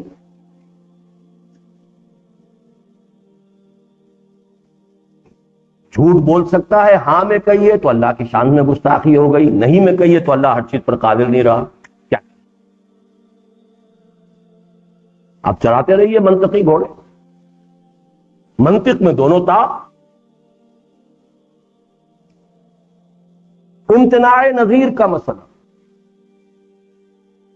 کہ خود اللہ بھی کوئی اور محمد پیدا کرنے پر قادر ہے کہ نہیں؟ اگر اللہ کوئی اور محمد بھی پیدا کر سکتا ہے تو محمد بے نظیر نہ رہے؟ معاف کیجیے گا لفظ غلط نکل گیا میری زبان سے، کیونکہ امتناع نظیر کا لفظ آیا ہے، بے نظیر بھٹو سے اس کا کوئی تعلق نہیں ہے، معاذ اللہ ثم معاذ اللہ۔ اس کا مطلب ہے کہ محمد کی نظیر ہو سکتی ہے، اور یہ حضور کی شان میں گستاخی ہو گئی۔ اور اگر اللہ کوئی اور محمد پیدا کرنے پر قادر ہے نہیں ہے تو اللہ کی شان پر کیا کریں؟ ایک مسئلہ اور تھا وہ میں بھولا ہوا ہوں، اور یہاں میں یہ مرثیہ اس لیے کہہ رہا ہوں کہ آپ حقائق کو سمجھیں۔ ان مسئلوں پر ہمارے ہاں ہمارے یہ بزرگ اس وقت جھگڑ رہے تھے جب انگریز بنگال سے داخل ہو کر ہندوستان کو فتح کر، بین ہی یہی بات 1500 برس قبل ہوئی تھی، بلکہ اس سے بھی کم، 1000 برس، جب سلطان محمد فاتح اس کی فوجیں قسطنطنیہ کا محاصرہ کیے پڑی تھیں، کانسٹینٹینوپل جو اب استنبول اسلامبول کہلاتا ہے، تو وہاں کا جو آیا صوفیہ سب سے بڑا گرجا تھا، جسے پھر بعد میں مسلمانوں نے مسجد بنایا، اب اس کو اتا ترک نے ایک عجائب گھر بنا دیا۔ وہاں جو پادری جھگڑ رہے تھے وہ مسئلے بھی ایسے ہی تھے، ایک سوئی کی نوک پر کتنے فرشتے آ سکتے ہیں؟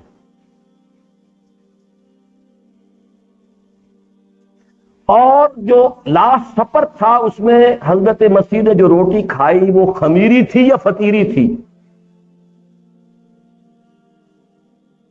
اور حضرت عیسیٰ کی ولادت کے بعد بھی حضرت مریم باقرہ رہ گئی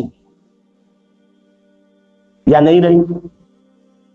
ان مسائل پر لڑ رہے تھے وہ عیسائی مولوی، اور باہر لشکر پڑا ہوا تھا سلطان محمد فاتح۔ اور اس کے برعکس صورت یہاں ہوئی کہ ہمارے علماء اس بحث میں ہیں جو میں نے آپ کو بتایا، 3 مسئلے وہاں بھی تھے، 3 وہاں تھے، میں تیسرا بھول گیا ہوں، جبکہ انگریز داخل ہو کر فتح کرتا ہوا مارا مار کرتا ہوا آ رہا۔ پچھلی صدی میں تو یہ 2 شخصیات کا ٹکراؤ ہوا، اس صدی میں پھر مولانا احمد رضا خان صاحب بریلوی اور مولانا اشرف علی شاہ صاحب تھانوی، ان کے درمیان ہوا ہے سارا مارکا، اور ساری جو بھی تندی اور تلخی ہے ان دونوں میں، دیوبندیوں بریلیوں میں، وہ ان 2 حضرات کے مابین میرے نزدیک پرسنالٹی کانفلکٹ، اس کے سوا اس کی کوئی حقیقت۔ اہل حدیث کے بارے میں کچھ عرض نہیں کرنا چاہتا، اپنی جگہ ایک مسلک ہے، ان کے اپنا ایک فقہی مسلک ہے۔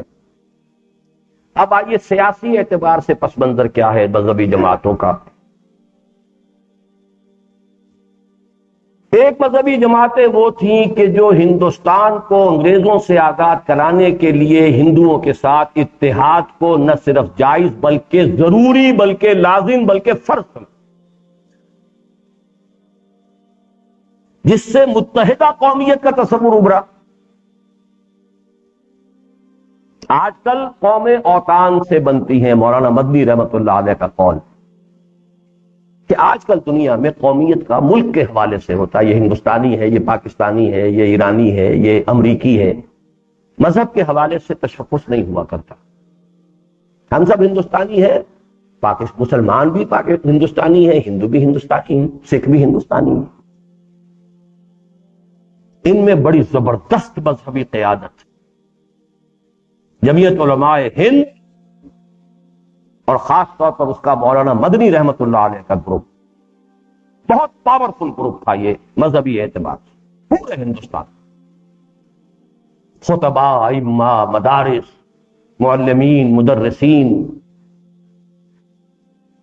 اس کے علاوہ ایک اور جماعت مجلس احرار اسلام، ان کا پس منظر کچھ وہ تھے کہ جنہوں نے کہا نہیں، مسلمانوں کے جداگانہ تشخص کو پہلے طے کرنا چاہیے، پھر انگریز سے چھٹکارا پانا کی بات ہوگی، ورنہ یہ ہندو ہمیں دبا دے گا۔ وہی تو مسلم لیگ کا موقف تھا۔ اس حلقے نے متحدہ قومیت کی شدت کے ساتھ مخالفت کی، اور مسلمانوں کی جداگانہ قومیت اپنے مذہب کی بنیاد پر، جس کی دہائی ہمارے سلیری صاحب دیتے رہتے ہیں ہمیشہ، مسلم نیشن ہوڈ، مسلم نیشن ہوڈ، اور صحیح کہتے ہیں، پاکستان مسلم نیشن ہوڈ کی بنیاد پر قائم۔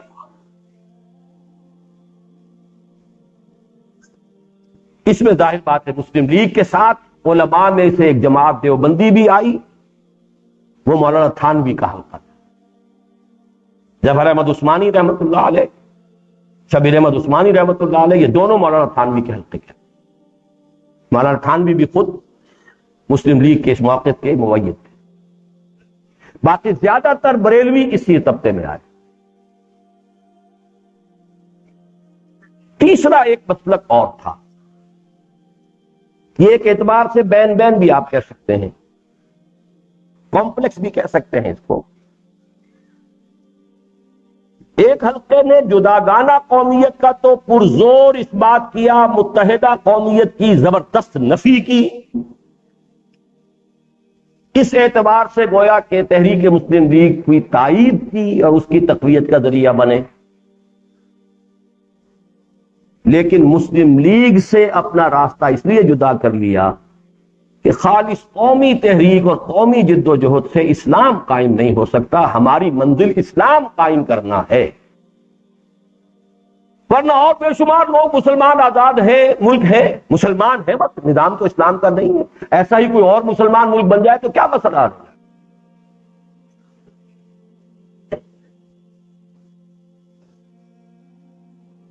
یہاں سے ان کا ڈپارچر ہوا تحریک مسلم لیگ اور تحریک پاکستان سے۔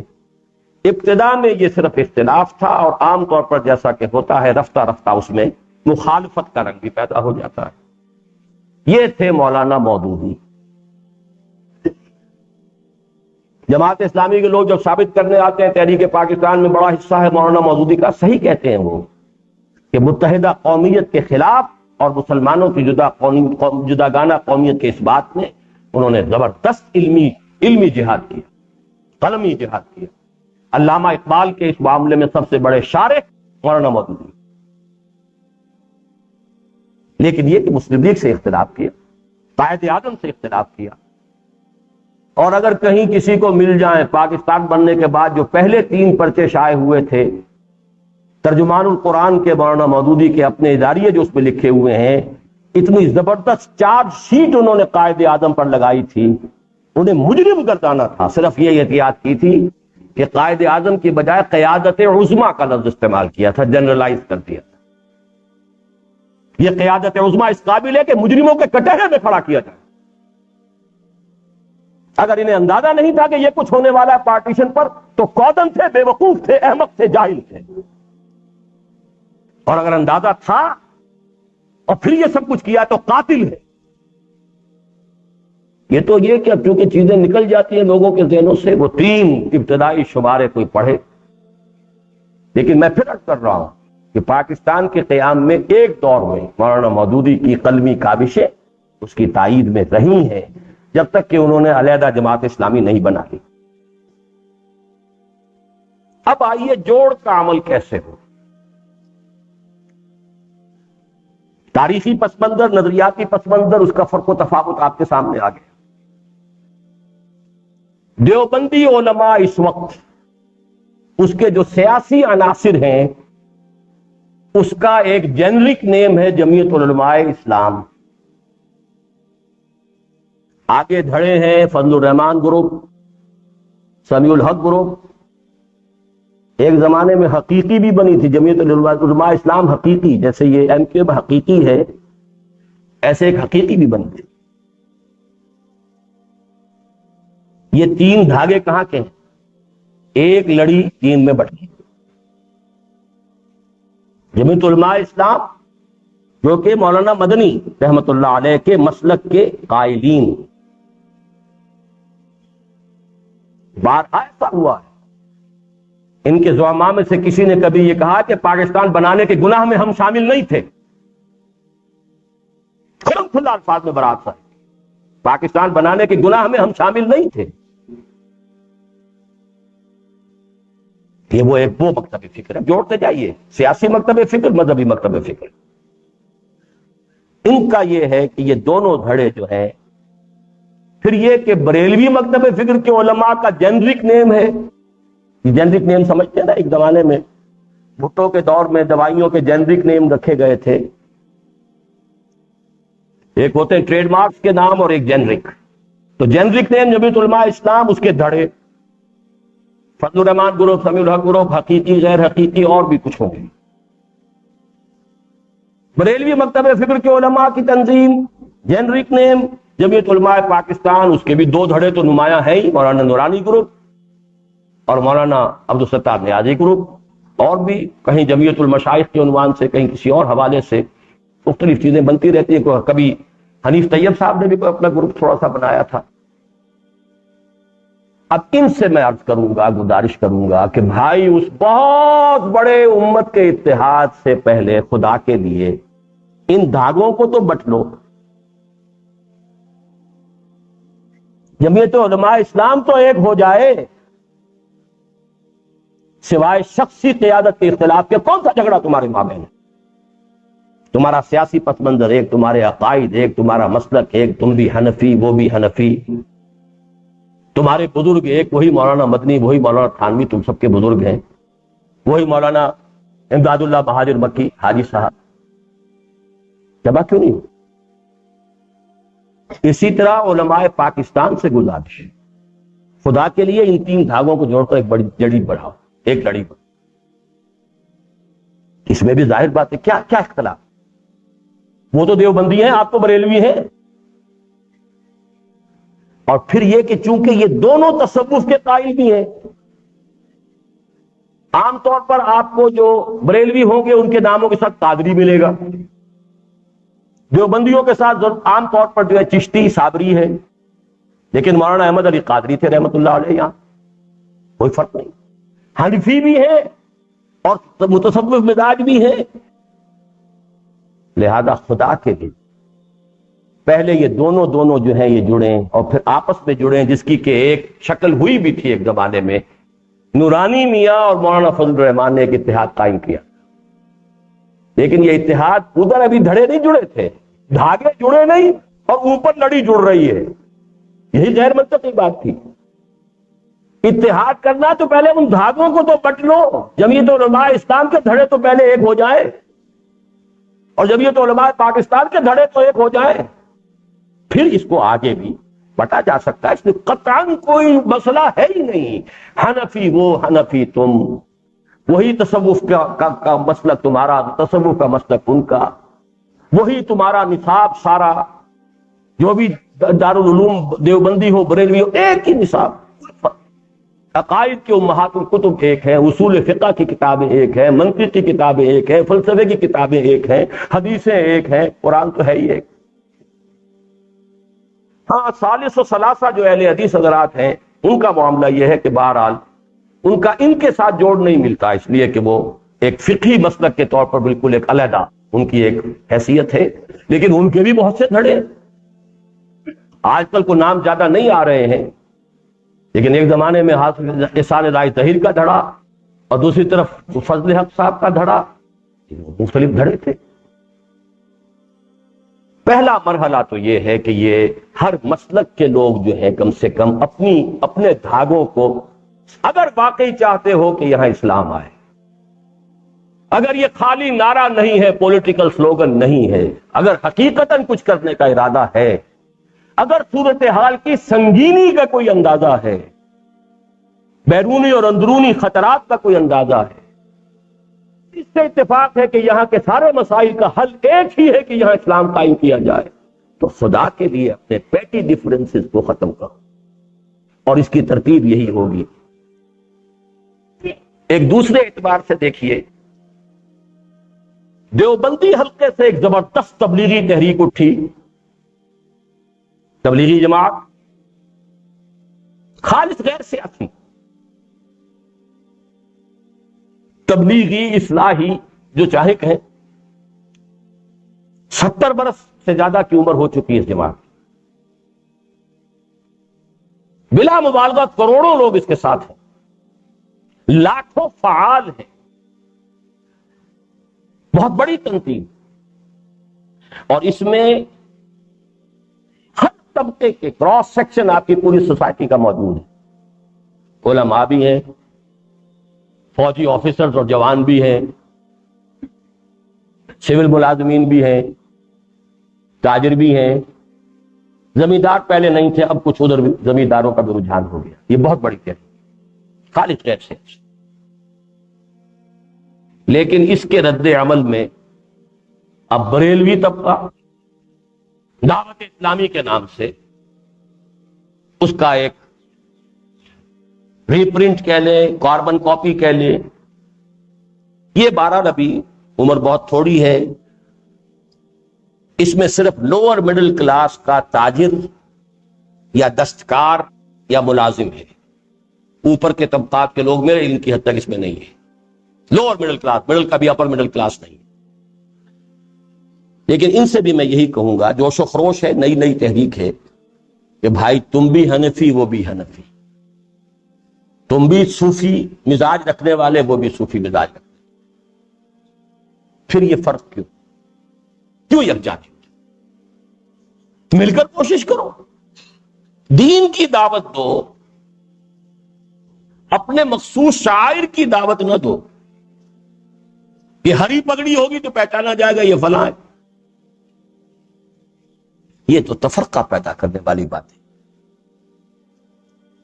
تیسرے نمبر پر جیسا کہ میں نے عرض کیا، دیوبندی اور بریلوی دونوں حلقوں میں بہت سے ایسے لوگ ہیں بہت مخلص، بہت فعال، جو خالص غیر سیاسی بھی ہیں اور متحرک بھی بالکل نہیں، مدرس ہیں، دارالعلوم چلاتے ہیں، بیٹھ کر پڑھاتے ہیں قال اللہ قال رسول۔ ان کی بات بھی وہی ہے، ایک ہی نصاب پڑھا رہے ہو بھائی، وہی کتابیں تم پڑھا رہے ہو، وہی وہ پڑھا رہے ہو، پورا نصاب اول سے لے کے آخر تک وہ درس نظامی، بالکل ان کے مابین کوئی فرق ہے ہی نہیں۔ پھر یہ صرف علامتی اختلاف اور اس کی وجہ سے تفرقے۔ پھر میں عرض کروں گا، میں بار بار نہیں دہرانا چاہتا، اگر سنگینی وقت کا انداز کوئی ہے کہ حالات کدھر جا رہے ہیں، اگر تو صورت وہی ہے کہ انگریز آ رہا تھا اور ہم جھگڑ رہے تھے، نتیجہ یہ ہوا کہ 1000 سالہ حکومت ہماری ختم ہوئی، انگریز آیا اور انگریز گیا تو ملک کا اتنا بڑا حصہ وہ ہندو کے رحم و کرم پر ہو گیا۔ اگر معاملہ وہی ہے کہ جو سلطان محمد فاتح کے وقت قسطنطنیہ کا تھا تو پھر تو ٹھیک ہے، پھر وہی حشر ہوگا، ہونا ہے۔ لیکن اگر سنگینی کا احساس ہے، اگر یہ یقین ہے کہ اس کا حل وہی ہے کہ اسلام نافذ کیا جائے، تو خدا کے لیے ان صرف سطحی اور شخصی اختلافات کو دفن کرو اور اس لڑیوں کو بٹنے کی کوشش کرو۔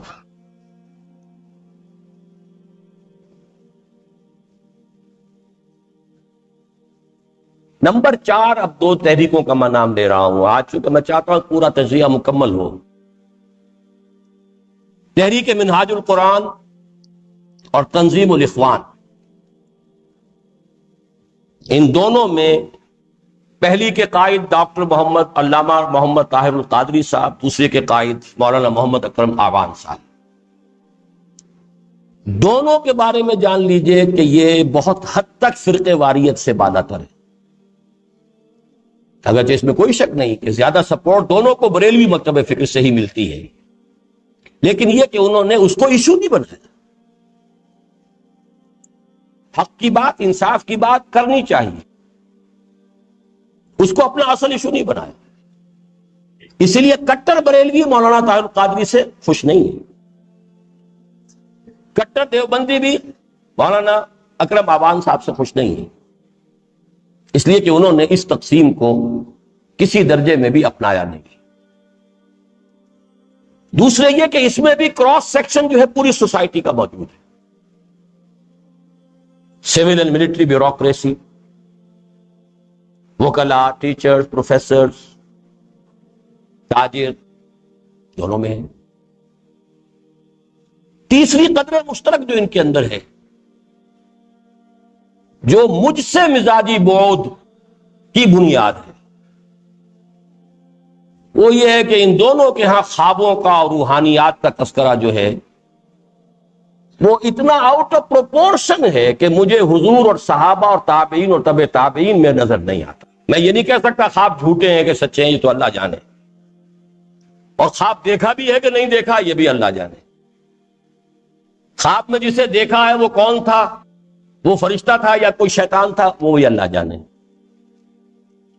لیکن یہ کہ دونوں کے ہاں، ایک کے ہاں تو دعویٰ یہ ہے کہ براہ راست حضور کے ہاتھ پر بیعت کروا دیں گے، آ جاؤ ہمارے پاس، درمیان میں واسطے کا سوال ہی نہیں، اور کشف قبور سکھا دیں گے کہ قبر پر کھڑے ہو کر بتا دو گے کہ یہاں پر یہ عذاب ہو رہا ہے یا کوئی ثواب مل رہا۔ کوئی تذکرہ اس کا مجھے نہ دور رسالت میں ملتا ہے، میرا علم بہت محدود ہے، نہ دور تابعین میں، نہ صحابہ میں، نہ تبع تابعین۔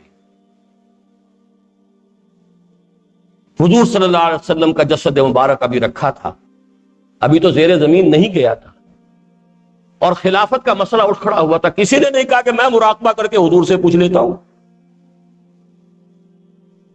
سارے جھگڑے طے ہو جاتے. اور چلیے وہ تو جلدی طے ہو گیا. یہ جو 1,00,000 مسلمان ایک دوسرے کی تلواروں سے قتل ہوئے، حضرت علی تو مراقبہ نہیں کر سکتے تھے، نہ حضرت عائشہ کر سکتی تھی، نہ حضرت زبیر کر سکتے تھے، نہ حضرت طلحہ کر سکتے تھے کہ حضور کی روح سے براہ راست پوچھ لیں. بہرحال یہ چیزیں میرے مزاج سے بہت رکھتی ہیں. اسی طریقے سے کسی کو براہ راست دربار نبوی تک اس کی رسائی ہے تو کسی کی جو بارگاہ گیلانی ہے وہاں سے وہ حکم نامے اور اپنے اپائنٹمنٹس اور اپنے ساری چیزیں لے کر آتے ہیں. اور حضور صلی اللہ علیہ وسلم کے لیے بھی ہوائی ٹکٹ کا اہتمام کرتے ہیں. اب یہ سارے جو معاملات ہیں، میں صرف یہ کہہ رہا ہوں، میں نہیں کہتا کہ وہ جھوٹے ہیں، میں یہ نہیں کہتا کہ جو کچھ انہوں نے دیکھا ہے. مجھے بڑا پیارا واقعہ یاد آیا کہ حضرت مسیح علیہ السلام کے نگاہوں کے سامنے ایک شخص چوری کر رہا تھا. انہوں نے ہاتھ پکڑا، کیا کر رہے چوری؟ میں چوری تو نہیں کر رہا. حضرت مسیح نے فرمایا، ہاں بھائی، میری آنکھ نے مجھے دھوکہ دیا ہوگا، تم سچے ہو. تو وہ سچے ہی ہوں گے. میری وہابیت سمجھ لیجئے کہ مجھے بہرحال سلف صالحین کے اندر یہ چیزیں نظر نہیں آتی. ورنہ واقعہ یہ ہے کہ مولانا اکرم آوان صاحب کے جو مرشد تھے مولانا اعلی یار چکرالوی صاحب، ان سے 2 مرتبہ میری ملاقات ہوئی. میں بعض اعتبارات سے ان سے بہت متاثر ہوں، لیکن یہ ہے کہ اس پہلو کی وجہ سے ایک مزاجی بودھ ہے جس کا کہ میں نے آپ کے سامنے اقرار کیا ہے. پھر یہ کہ ہم نے ان سے کچھ قرب قائم کیا پچھلے دنوں، کیونکہ دونوں انقلاب کا نام لیتے ہیں. ایک کا سلسلہ قادری ہے اور ایک کا سلسلہ اویسیہ نقشبندیہ ہے، لیکن دونوں انقلاب کا نام لے رہے ہیں. تو ہم نے سمجھنے کی کوشش کی کہ ان کے سامنے انقلاب کا لائحہ عمل ہے کیا. بہرحال ہماری کم فہمی سمجھیے، سخن ناشناسی سمجھیے، ہمیں کچھ معلوم نہیں ہو سکا کہ ان کے سامنے انقلابی عمل جو ہے اس کے کیا مراحل ہیں، کس طور سے وہ انقلاب لانا چاہتے. اب 6 نمبر پر اب جگر تھام کے بیٹھو، میری باری آئی.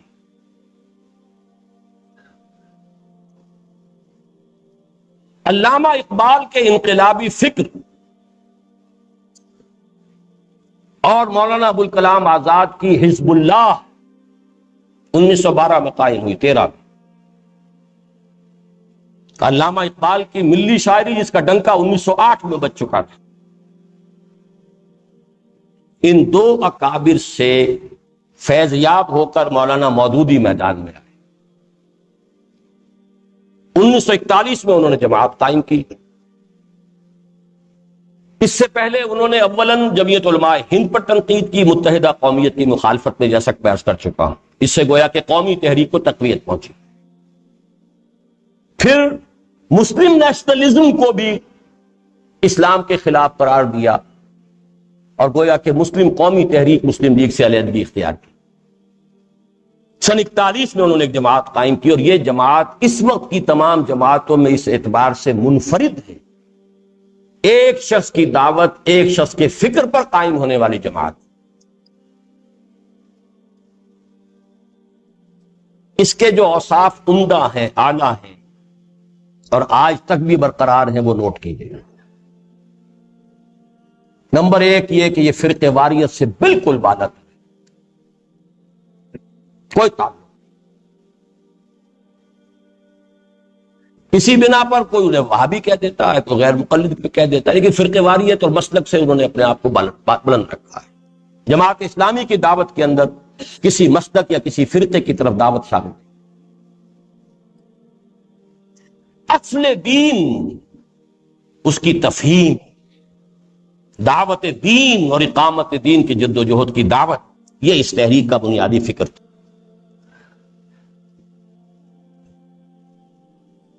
نمبر 3 یہ کہ اس میں عظیم اکثریت جو شامل ہوئی ہے وہ اسکولوں اور کالجوں سے تعلیم یافتہ لوگوں کی تھی. ابتدا میں کچھ اہل حدیث اور کچھ دیوبندی اکابر بھی شامل ہوئے تھے علماء میں سے، لیکن جلد یا بدیر، اس کی داستان میں بعد میں بتاؤں گا، وہ علیحدہ ہو گئے. وہ پت جھڑ کے پتوں کی طرح جھڑتے چلے گئے، لیکن آئے تھے. مولانا محمد منظور نعمانی صاحب جیسی شخصیت، مولانا سید ابو الحسن علی ندوی صاحب جیسی شخصیت، مولانا جعفر شاہ صاحب پھلوارمی جیسی شخصیت، مولانا شاہ صبغت اللہ بختیاری کی شخصیت، ان میں سے کم دو نام جو پہلے ہیں ان سے تو بہت سے لوگ واقف ہوں گے۔ اس کے بعد مولانا امین حسن اصلاحی، مولانا عبدالغفار حسن، مولانا عبدالجبار غازی، مولانا عبدالرحیم اشرف، مختلف لوگ علماء میں سے آئے۔ مفتی سیاح الدین کاکا خیل اگرچہ جماعت میں شامل نہیں ہوئے لیکن ان کے مؤید تھے۔ مولانا محمد چراغ صاحب گجرانوالے والے بہت بڑے عالم دین، اور مولانا انور شاہ کاشمیری کے شاگرد رشید اصلاً وہ تھے، وہ بھی جماعت میں شامل نہیں ہوئے لیکن مولانا مودودی کی تائید میں تھے۔ تو شروع میں یہ لوگ آئے ہیں، لیکن اکثریت اسکولوں اور کالجوں سے تعلیم یافتہ لوگوں کی، یونیورسٹیوں سے تعلیم یافتہ۔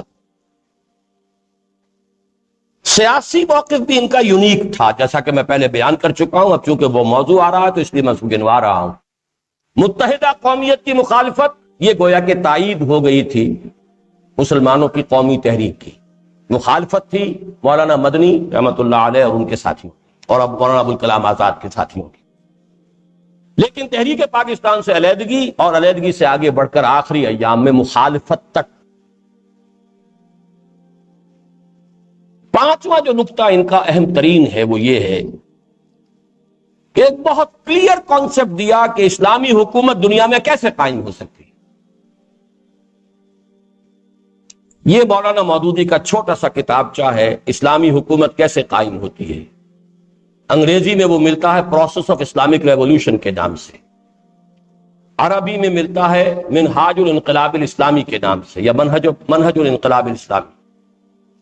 لیکن یہ کہ میں آج بھی اس کتابچے کو حرف بحرف صحیح سمجھتا ہوں۔ یہ انہوں نے خطبہ بھی دیا تھا علی گڑھ یونیورسٹی کے اسٹریچنگ ہال میں 1940 میں، اور عجیب اتفاق یہ ہوا ہے کہ 1980 میں ٹھیک 40 برس بعد میں نے بھی وہیں جا کر ایک خطبہ دیا۔ بہرحال یہ ایک جملہ معترضہ ہے۔ یہ جو ایک طریقہ کار ہے اس کے دو پوائنٹس بالکل نمایاں تھے۔ تیسرا پوائنٹ اس میں ڈیفیشنٹ تھا کہ جس کو شاید انہوں نے وقتی مصلحت کی وجہ سے واضح نہ کیا ہو، اور ہو سکتا ہے کہ ان کے اپنے ذہن میں بھی واضح نہ ہو۔ دو پوائنٹس جو واضح تھے وہ یہ تھے کہ پہلے خود مسلمان بنو،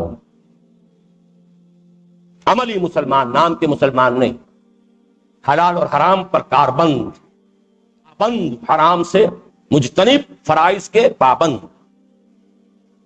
پھر ایک مضبوط ڈسپلن والی جماعت میں شامل ہو جاؤ اور اپنے تن من دھن کو اسی دعوت کو پھیلانے میں لگا۔ اس پر ایک مارکت الارا ان کا مضمون تھا، اصلاح ایک صالح جماعت کی ضرورت، جس کے نتیجے میں پھر جماعت اسلامی قائم ہوئی ہے سن 41 کے اندر۔ اور یہ اصل میں سمجھ لیجئے کہ میں نے جو آیت پڑھی تھی آخری، یہ در حقیقت اس کا حوالہ ہے۔ وَلْتَكُن مِّنكُمْ أُمَّةٌ يَدْعُونَ إِلَى الْخَيْرِ وَيَأْمُرُونَ بِالْمَعْرُوفِ وَيَنْهَوْنَ عَنِ الْمُنكَرِ وَأُولَٰئِكَ هُمُ الْمُفْلِحُونَ۔ اس پر میری ایک کتاب اب موجود ہے، 3 آیات پر پوری کتاب ہے یہ، امت مسلمہ کے لیے سہ نکاتی لائے عمل۔ پہلی آیت، یا ایھا الذین آمنوا اتقوا اللہ حق تقاتہ ولا تموتن الا وانتم مسلمون، پہلے خود متقی بنو۔ دوسری آیت، واعتصموا بحبل اللہ جميعا ولا تفرقوا، پھر جڑو، جمع ہو جاؤ، جماعت بناؤ۔ تیسری آیت، وَلْتَكُن مِّنكُمْ أُمَّةٌ يَدْعُونَ إِلَى الْخَيْرِ وَيَأْمُرُونَ بِالْمَعْرُوفِ وَيَنْهَوْنَ عَنِ الْمُنكَرِ وَأُولَٰئِكَ هُمُ الْمُفْلِحُونَ۔ مجھے اس پورے پروسیس پر آج بھی 100% یقین ہے، سوائے اس کے کہ جب یہ فضا تیار ہو جائے تو آخری قدم کیا ہوگا، یہ ڈیفیشنٹ ہے مولانا کے اس مقالے میں۔ بہرحال میں اس وقت صرف جو 4 پوائنٹس ہیں وہ گن رہا ہوں۔ ان 5 پوائنٹس کا جو میں نتیجہ نکال رہا ہوں وہ کیا ہے کہ جماعت اسلامی کا آغاز ایک خالص اسلامی اصولی انقلابی جماعت کا تھا۔ وہ معروف معنی میں سیاسی جماعت نہیں تھی، معروف معنی میں مذہبی جماعت نہیں تھی، معروف معنی میں فرقہ واریت کی بنیاد پر قائم نہیں تھی، اصولی اسلامی انقلابی جماعت۔ لیکن بدقسمتی ہماری یا کوتاہی ان کی، پاکستان بننے کے بعد انہوں نے ایک غلط قدم اٹھایا، انتخابی سیاست میں کود پڑے 1951 میں، اور اس کے نتیجے میں پوری تحریک کی قلب ماہیت ہو گئی، بدل کر رہ گئی تحریک۔ اور میں نے یہ سن 56 میں الفاظ لکھے تھے کہ یہ جماعت خالص اصولی اسلامی انقلابی جماعت کی بجائے ایک اسلام پسند قومی سیاسی جماعت بن گئی۔ 3 الفاظ بمقابلہ 3 الفاظ، اصولی اسلامی انقلابی جماعت، اسلام پسند قومی سیاسی جماعت، زمین و آسمان کا فرق۔ اس پر میرا بیان لکھا تھا جماعت اسلامی کے ایک رکن ہونے کی حیثیت سے 1956 میں، وہ 250 صفحے کی کتاب کی شکل میں 1966 میں نے شائع کیا، آج بھی موجود ہے، حرف بحرف جوں کا تو 56 کی میری تحریک جماعت اسلامی ایک تحقیقی مطالعہ، جو پڑھنا چاہے ضرور پڑھے۔ تھوڑا سا تذکرہ اس جماعت سے جو ایکسوڈس ہوئے ہیں 3 مراحل پر، ان کا بھی ہو جائے، کیوں ہوئے۔ پہلا 1943 میں ہو گیا 2 سال بعد، لیکن یہ خالص شخصی بنیادوں پر تھا۔ حلقہ دیوبند کے علماء کی اکثریت جو آئی تھی وہ اس رائے کی قائل ہو گئی کہ یہ کام بھی صحیح ہے، بلکہ بہت صحیح ہے، بہت بلند ہے جس کے لیے مولانا مودودی اٹھے ہیں، لیکن مولانا مودودی کی اپنی شخصیت، ان کا اپنا تقوی اور تدین اس معیار کا نہیں ہے جو اس کام کے لیے ضروری ہے۔ نہ نظریاتی اختلاف تھا، نہ پالیسی کا اختلاف تھا، صرف شخصی اختلاف۔ انہی میں مولانا منظور نعمانی گئے، انہی میں مولانا علی میاں گئے، انہی میں جعفر شاہ پلواروی گئے، انہی میں اور بے شمار لوگ جماعت کو چھوڑ گئے۔ 1/3 آف دی ہول جماعت علیحدہ ہو۔ اس کے بعد 1956-57 میں ایکسوڈس ہوا ہے، یہ جو جس کے اندر میں بھی شامل تھا، اور مولانا مودودی کے دست راست مولانا امین حسن اصلاحی بھی شامل تھے۔ یوں سمجھ لیجئے ایک چوٹی پر نام اصلاحی صاحب کا اور فرش پر نام میرا، درمیان میں درجہ بندی کرتے چلے جائیے، ہر درجے کے لوگ شامل تھے۔ یہ خالص پالیسی کا اختلاف، اور وہ یہ تھا کہ ہم نے اس الیکشن میں حصہ لے کر اپنے آپ کو اوور پولیٹیسائز کر لیا، ہمیں غلط رخ پر مڑ آئے ہیں، ہمیں رجوع کرنا چاہیے، لوٹنا چاہیے، اس سے پسپائی اختیار کر کے وہی علمی، فکری، ذہنی انقلاب کی طرف، عملی انقلاب کی طرف اپنی پوری توجہات کو مرکوز کر دینا چاہیے۔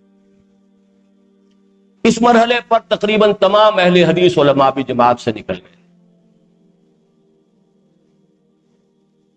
جماعت اسلامی کی مرکزی مجلس شورا کے تقریباً نصف ارکان جماعت سے علیحدہ ہو گئے۔ مولانا اصلاحی صاحب کو شورش کشمیری مرحوم لکھا کرتے تھے، کبھی تو لکھتے تھے مولانا مودودی کے اینجلز، جیسے مارکس کے ساتھ اینجلز جڑا ہوا تھا نا، اور یا کبھی لکھتے تھے کہ مولانا مودودی کے حکیم نور الدین، کہ غلام احمد قادیانی کو اصل میں جو علمی مواد سارا تھا وہ حکیم نور الدین فراہم کرتے تھے۔ تو یہ 2 نام شورش کاشواری کے دیے ہوئے ہیں مولانا اصلاحی صاحب کو، وہ بھی علیحدہ ہو گئے۔ اور انہوں نے ایک الزام ذاتی بھی لگایا مولانا پر کہ ان میں آمریت ہے، مشاورت نہیں ہے، جبکہ جماعت کا دستور جو ہے ایک جمہوری اور ایک دستوری بنیاد پر ہم نے جماعت کو قائم کیا۔ تیسرا ایکسوڈس ابھی ہوا ہے 94-95 میں۔ اس میں جو علیحدہ ہونے والوں میں نمایاں ترین نام نعیم صدیقی صاحب کا ہے، اور اس اعتبار سے نہایت اہم شخص جو پنجاب میں مولانا مودودی سے متعلق ہوا ہے وہ نعیم صدیقی ہے۔ جماعت اسلامی کے قائم ہونے سے 3 سال پہلے جب علامہ اقبال کی دعوت پر مولانا مودودی آئے ہیں دارالسلام، یہ جو ادارہ تھا ضلع گرداسپور میں، وہاں آ کر علمی کام شروع کیا ہے، تو ایک نوجوان سب سے پہلے جا کے جو جڑا ہے وہ نعیم صدیقی ہے۔ یہ باقی سب بات کی پیداوار، اور انہوں نے جو مرثیے کہے ہیں جماعت کی حالت زار کے، ان کا بھی جو اختلاف اب ہوا ہے اس میں پالیسی کا کم ہے، خاص طور پر قاضی حسین احمد صاحب اور ان کی جو بھی ریسنٹ الیکشنز کے اندر جو رقیق قسم کی حرکات بقول ان کے کی گئی ہیں، جو مبتذل قسم کی حرکتیں کی گئی ہیں، جس نے پہلے ہی ایسی کون سی تھی، اپنی آبرو پر شب کی منتوں نے تو کھودی رہی صحیح، ساری عزت کا بیڑا غرق کر دیا ہے۔ اور اس سے بھی بڑھ کر یہ کہ مالیاتی سکینڈلز وہ کہتے ہیں کہ کروڑوں روپے کا مسئلہ ہے۔ اس حلقے کے اندر یہ بات عام کہی جا رہی ہے کہ پہلے نواز شریف سے بھی 10 کروڑ لیا تھا، پھر منحرف ہوئے، پھر حکومت سے 10 کروڑ لے کر جو ہے اپنا علیحدہ ماسک قائم کیا۔ واللہ عالم، میں صرف جو ہے ان کی ترجمانی کر رہا ہوں۔ اور اس میں سمجھ لیجئے کہ بہرحال ان کا کنونشن ہوا ہے، انہوں نے ایک جماعت بھی بنا لی ہے، اس کا پہلے نام تھا تحریک فکر مودودی، اور اب جو ہے وہ تحریک اسلامی کے نام سے جمع ہو چکے ہیں، اور جتنے وہ آئے ہیں اس میں اس سے زیادہ وہ ہیں جو آنے کو تیار بیٹھے ہیں۔ ابھی اندر بھی اس حلقے کی جو ہے وہ بہت کافی ان کے ہم خیال لوگ موجود ہیں۔ خروج کے نتیجے میں کیا ہوتا رہا اس کو بھی ایک منٹ دیکھ لیجئے۔ پہلے مرتبہ جو علیحدہ ہوئے ان کے اکابر تبلیغی جماعت میں چلے گئے، مولانا علی میاں بھی چلے گئے، مولانا نعمانی بھی چلے گئے، باقی لوگ اپنے اپنے طریقے پر کسی کام میں لگ گئے۔ دوسرے مرحلے پر 56-57 میں جو اختلاف ہوا، پہلے بہت کوششیں ہوئیں کہ ایک جماعت سادی ہو جائے، جماعت بن جائے، مولانا اصلاحی صاحب نے بھی بڑی کوششیں کی، ناکامی ہوئی۔ لیکن ایک نوجوان اس وقت تھا، اب وہ بوڑھا ہو گیا ہے، جو آپ کے سامنے بیٹھا ہے، آپ سے بات کر رہا ہے، اس نے اپنی اس جد و جہد کو برقرار رکھا، اور پھر 1975 میں تنظیم اسلامی قائم کی۔ اس میں جماعت سے علیحدہ ہونے والے لوگوں کی تعداد بہت کم ہے۔ یہ ساری ایک نئی اپنی دنیا آپ پیدا کر اگر زندوں میں ہے۔ میرے اپنے درس قرآن، میری اپنی تقاریر، اپنی تحریروں کے نتیجے میں جو جمع ہوئے ہیں، لیکن میرا موقف یہ ہے کہ میں اسی اصل تحریک جماعت اسلامی کا تسلسل ہوں، میں اسی کی طرف اپنے آپ کو منسوب کرتا ہوں، کہ ڈیویشن سے پہلے کی جماعت جو تھی میں اس کے ساتھ متفق ہوں، اور اسی نہج کے اوپر کام کر رہا ہوں، یہ میرا دعویٰ ہے۔ تیسرے، جیسا کہ میں نے عرض کیا، وہ پہلے تحریک فکر مودودی کے ذریعے کے نام سے، اور اب وہ تحریک اسلامی کے نام سے جمع ہو گئے ہیں۔ اور پچھلے دنوں اصل میں میرے چھوٹے بھائی برادر مقتدار احمد کا جب انتقال ہوا ہے، تو ایک اتفاقی طور پر عجیب سی صورت پیدا ہو گئی۔ قاضی حسین احمد صاحب بھی آئے تعزیت کے لیے، اور نعیم صدیقی صاحب بھی آ گئے، دونوں بر وقت پہنچ گئے، ایک ہی وقت پر۔ تو میں نے اس وقت بھی سورہ انفال کی آیت پڑھی تھی کہ لو تواعدتم لاختلفتم فی المیعاد، اگر آپ پہلے سے طے کر کے آتے کہ ایک ہی وقت میں جانا، تب بھی کچھ نہ کچھ آگا پیچھا ہو جاتا، لیکن یہ جو اللہ نے آپ کو جمع کر دیا ہے، تو پھر وہ ایک فوٹو بھی چھپ گیا جس میں درمیان میں بیٹھا ہوں، میرے بائیں ہاتھ مولانا نعیم صدیقی صاحب ہیں، دائیں ہاتھ قاضی حسین احمد صاحب ہیں، وہ چھپ گیا تھا ندائے خلافت میں۔ بہرحال یہ جو تینوں دھڑے ہیں، ان کے مابین کیا چیز قدر مشترک ہے، کیا مابین اختلاف ہے، اس کو نوٹ کر لیجئے کہ یہ اب ایک لڑی کے 3 ہو گئے نا دھاگے۔ جمعیت العلماء اسلام کی لڑی کے 3 دھاگے، جمعیت علماء پاکستان کی لڑی کے دھاگے، جمعیت اہل حدیث کے لڑی کے دھاگے۔ لیکن یہ کہ اس لڑی کے جو 3 دھاگے ہیں، ان میں کیا مشترک ہے؟ نمبر 1، دین کے ہماگیر تصور کے وہ ایک مکمل نظام زندگی ہے جو اپنا استیلا چاہتا ہے، مکمل کنٹرول چاہتا ہے، نو پارشل الیجینس، ٹوٹل الیجینس ٹو اسلام۔ اور نمبر 2، فرائض دینی کا تصور کہ اللہ کے دین کو غالب کرنے کی جد و جہد کرنا ہر بندہ مومن کا فرض عین، نہیں کرتا ہے تو قانونی مسلمان شمار ہو سکتا ہے، مومن نہیں شمار ہو۔ اس پر ہم سب متفق ہیں۔ اساسی طریقہ کار جہاں تک اسلامی حکومت کیسے قائم ہوتی ہے میں ہے، اس پر سب کا اتفاق، یعنی پہلے خود مسلمان بنو، پھر معاشرے اور ریاست کو مسلمان بنانے کے لیے ایک منظم جماعت میں شامل ہو کر تن من دھن سے کوشش کرو۔ اس میں کوئی اختلاف، اس میں بھی کوئی اختلاف نہیں کہ یہ سارا کام قرآن کی بنیاد پر ہونا چاہیے۔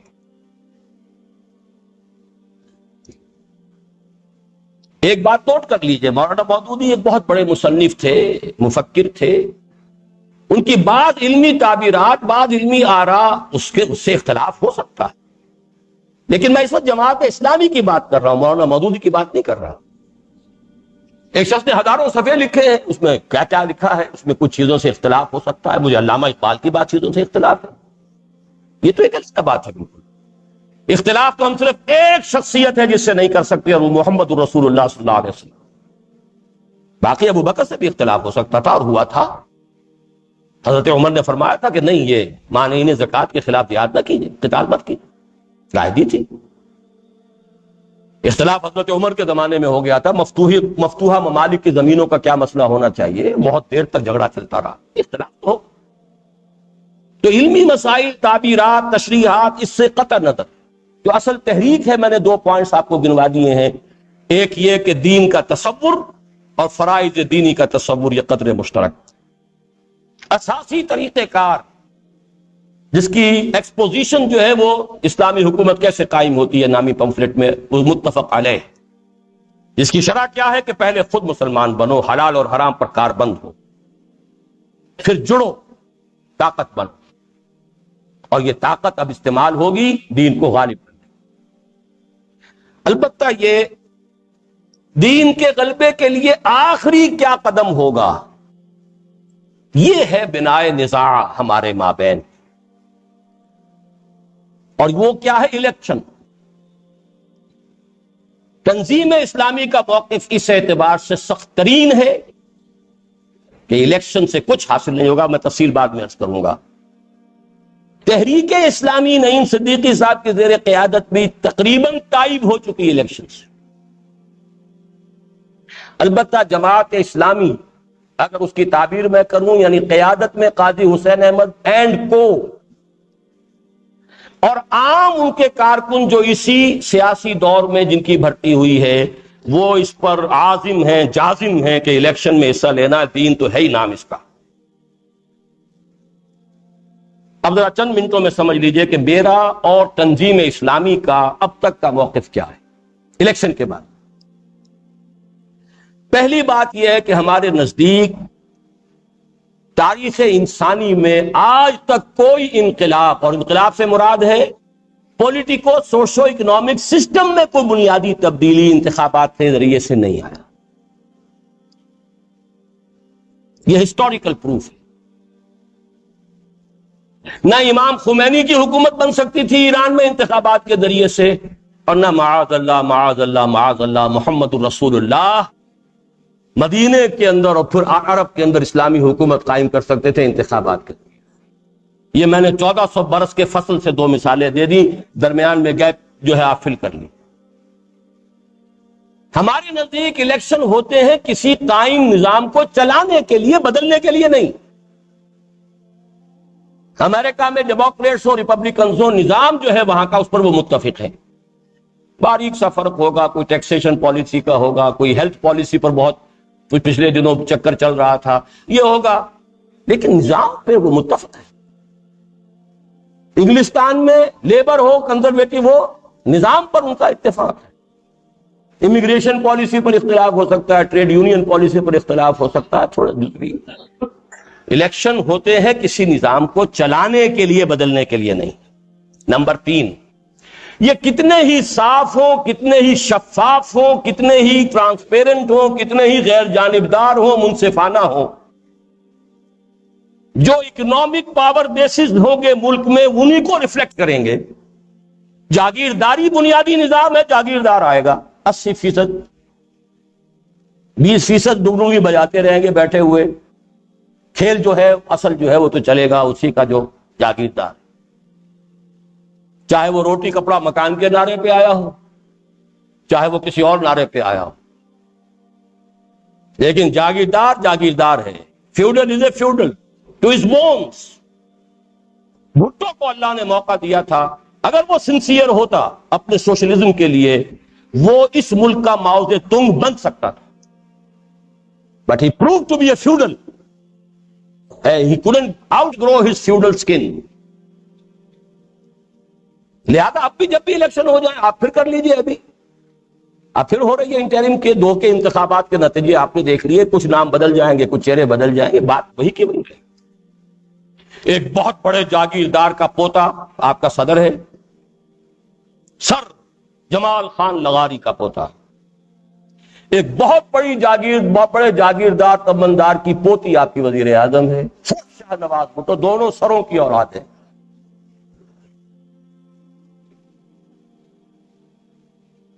لہذا ہم ان تینوں جو نتیجہ نکالتے ہیں وہ یہ ہے کہ ایکسرسائز ان فیوٹیلٹی کے سوا کچھ نہیں ہے، قوت اور وقت کا ضیاع ہے الیکشن میں حصہ لینا۔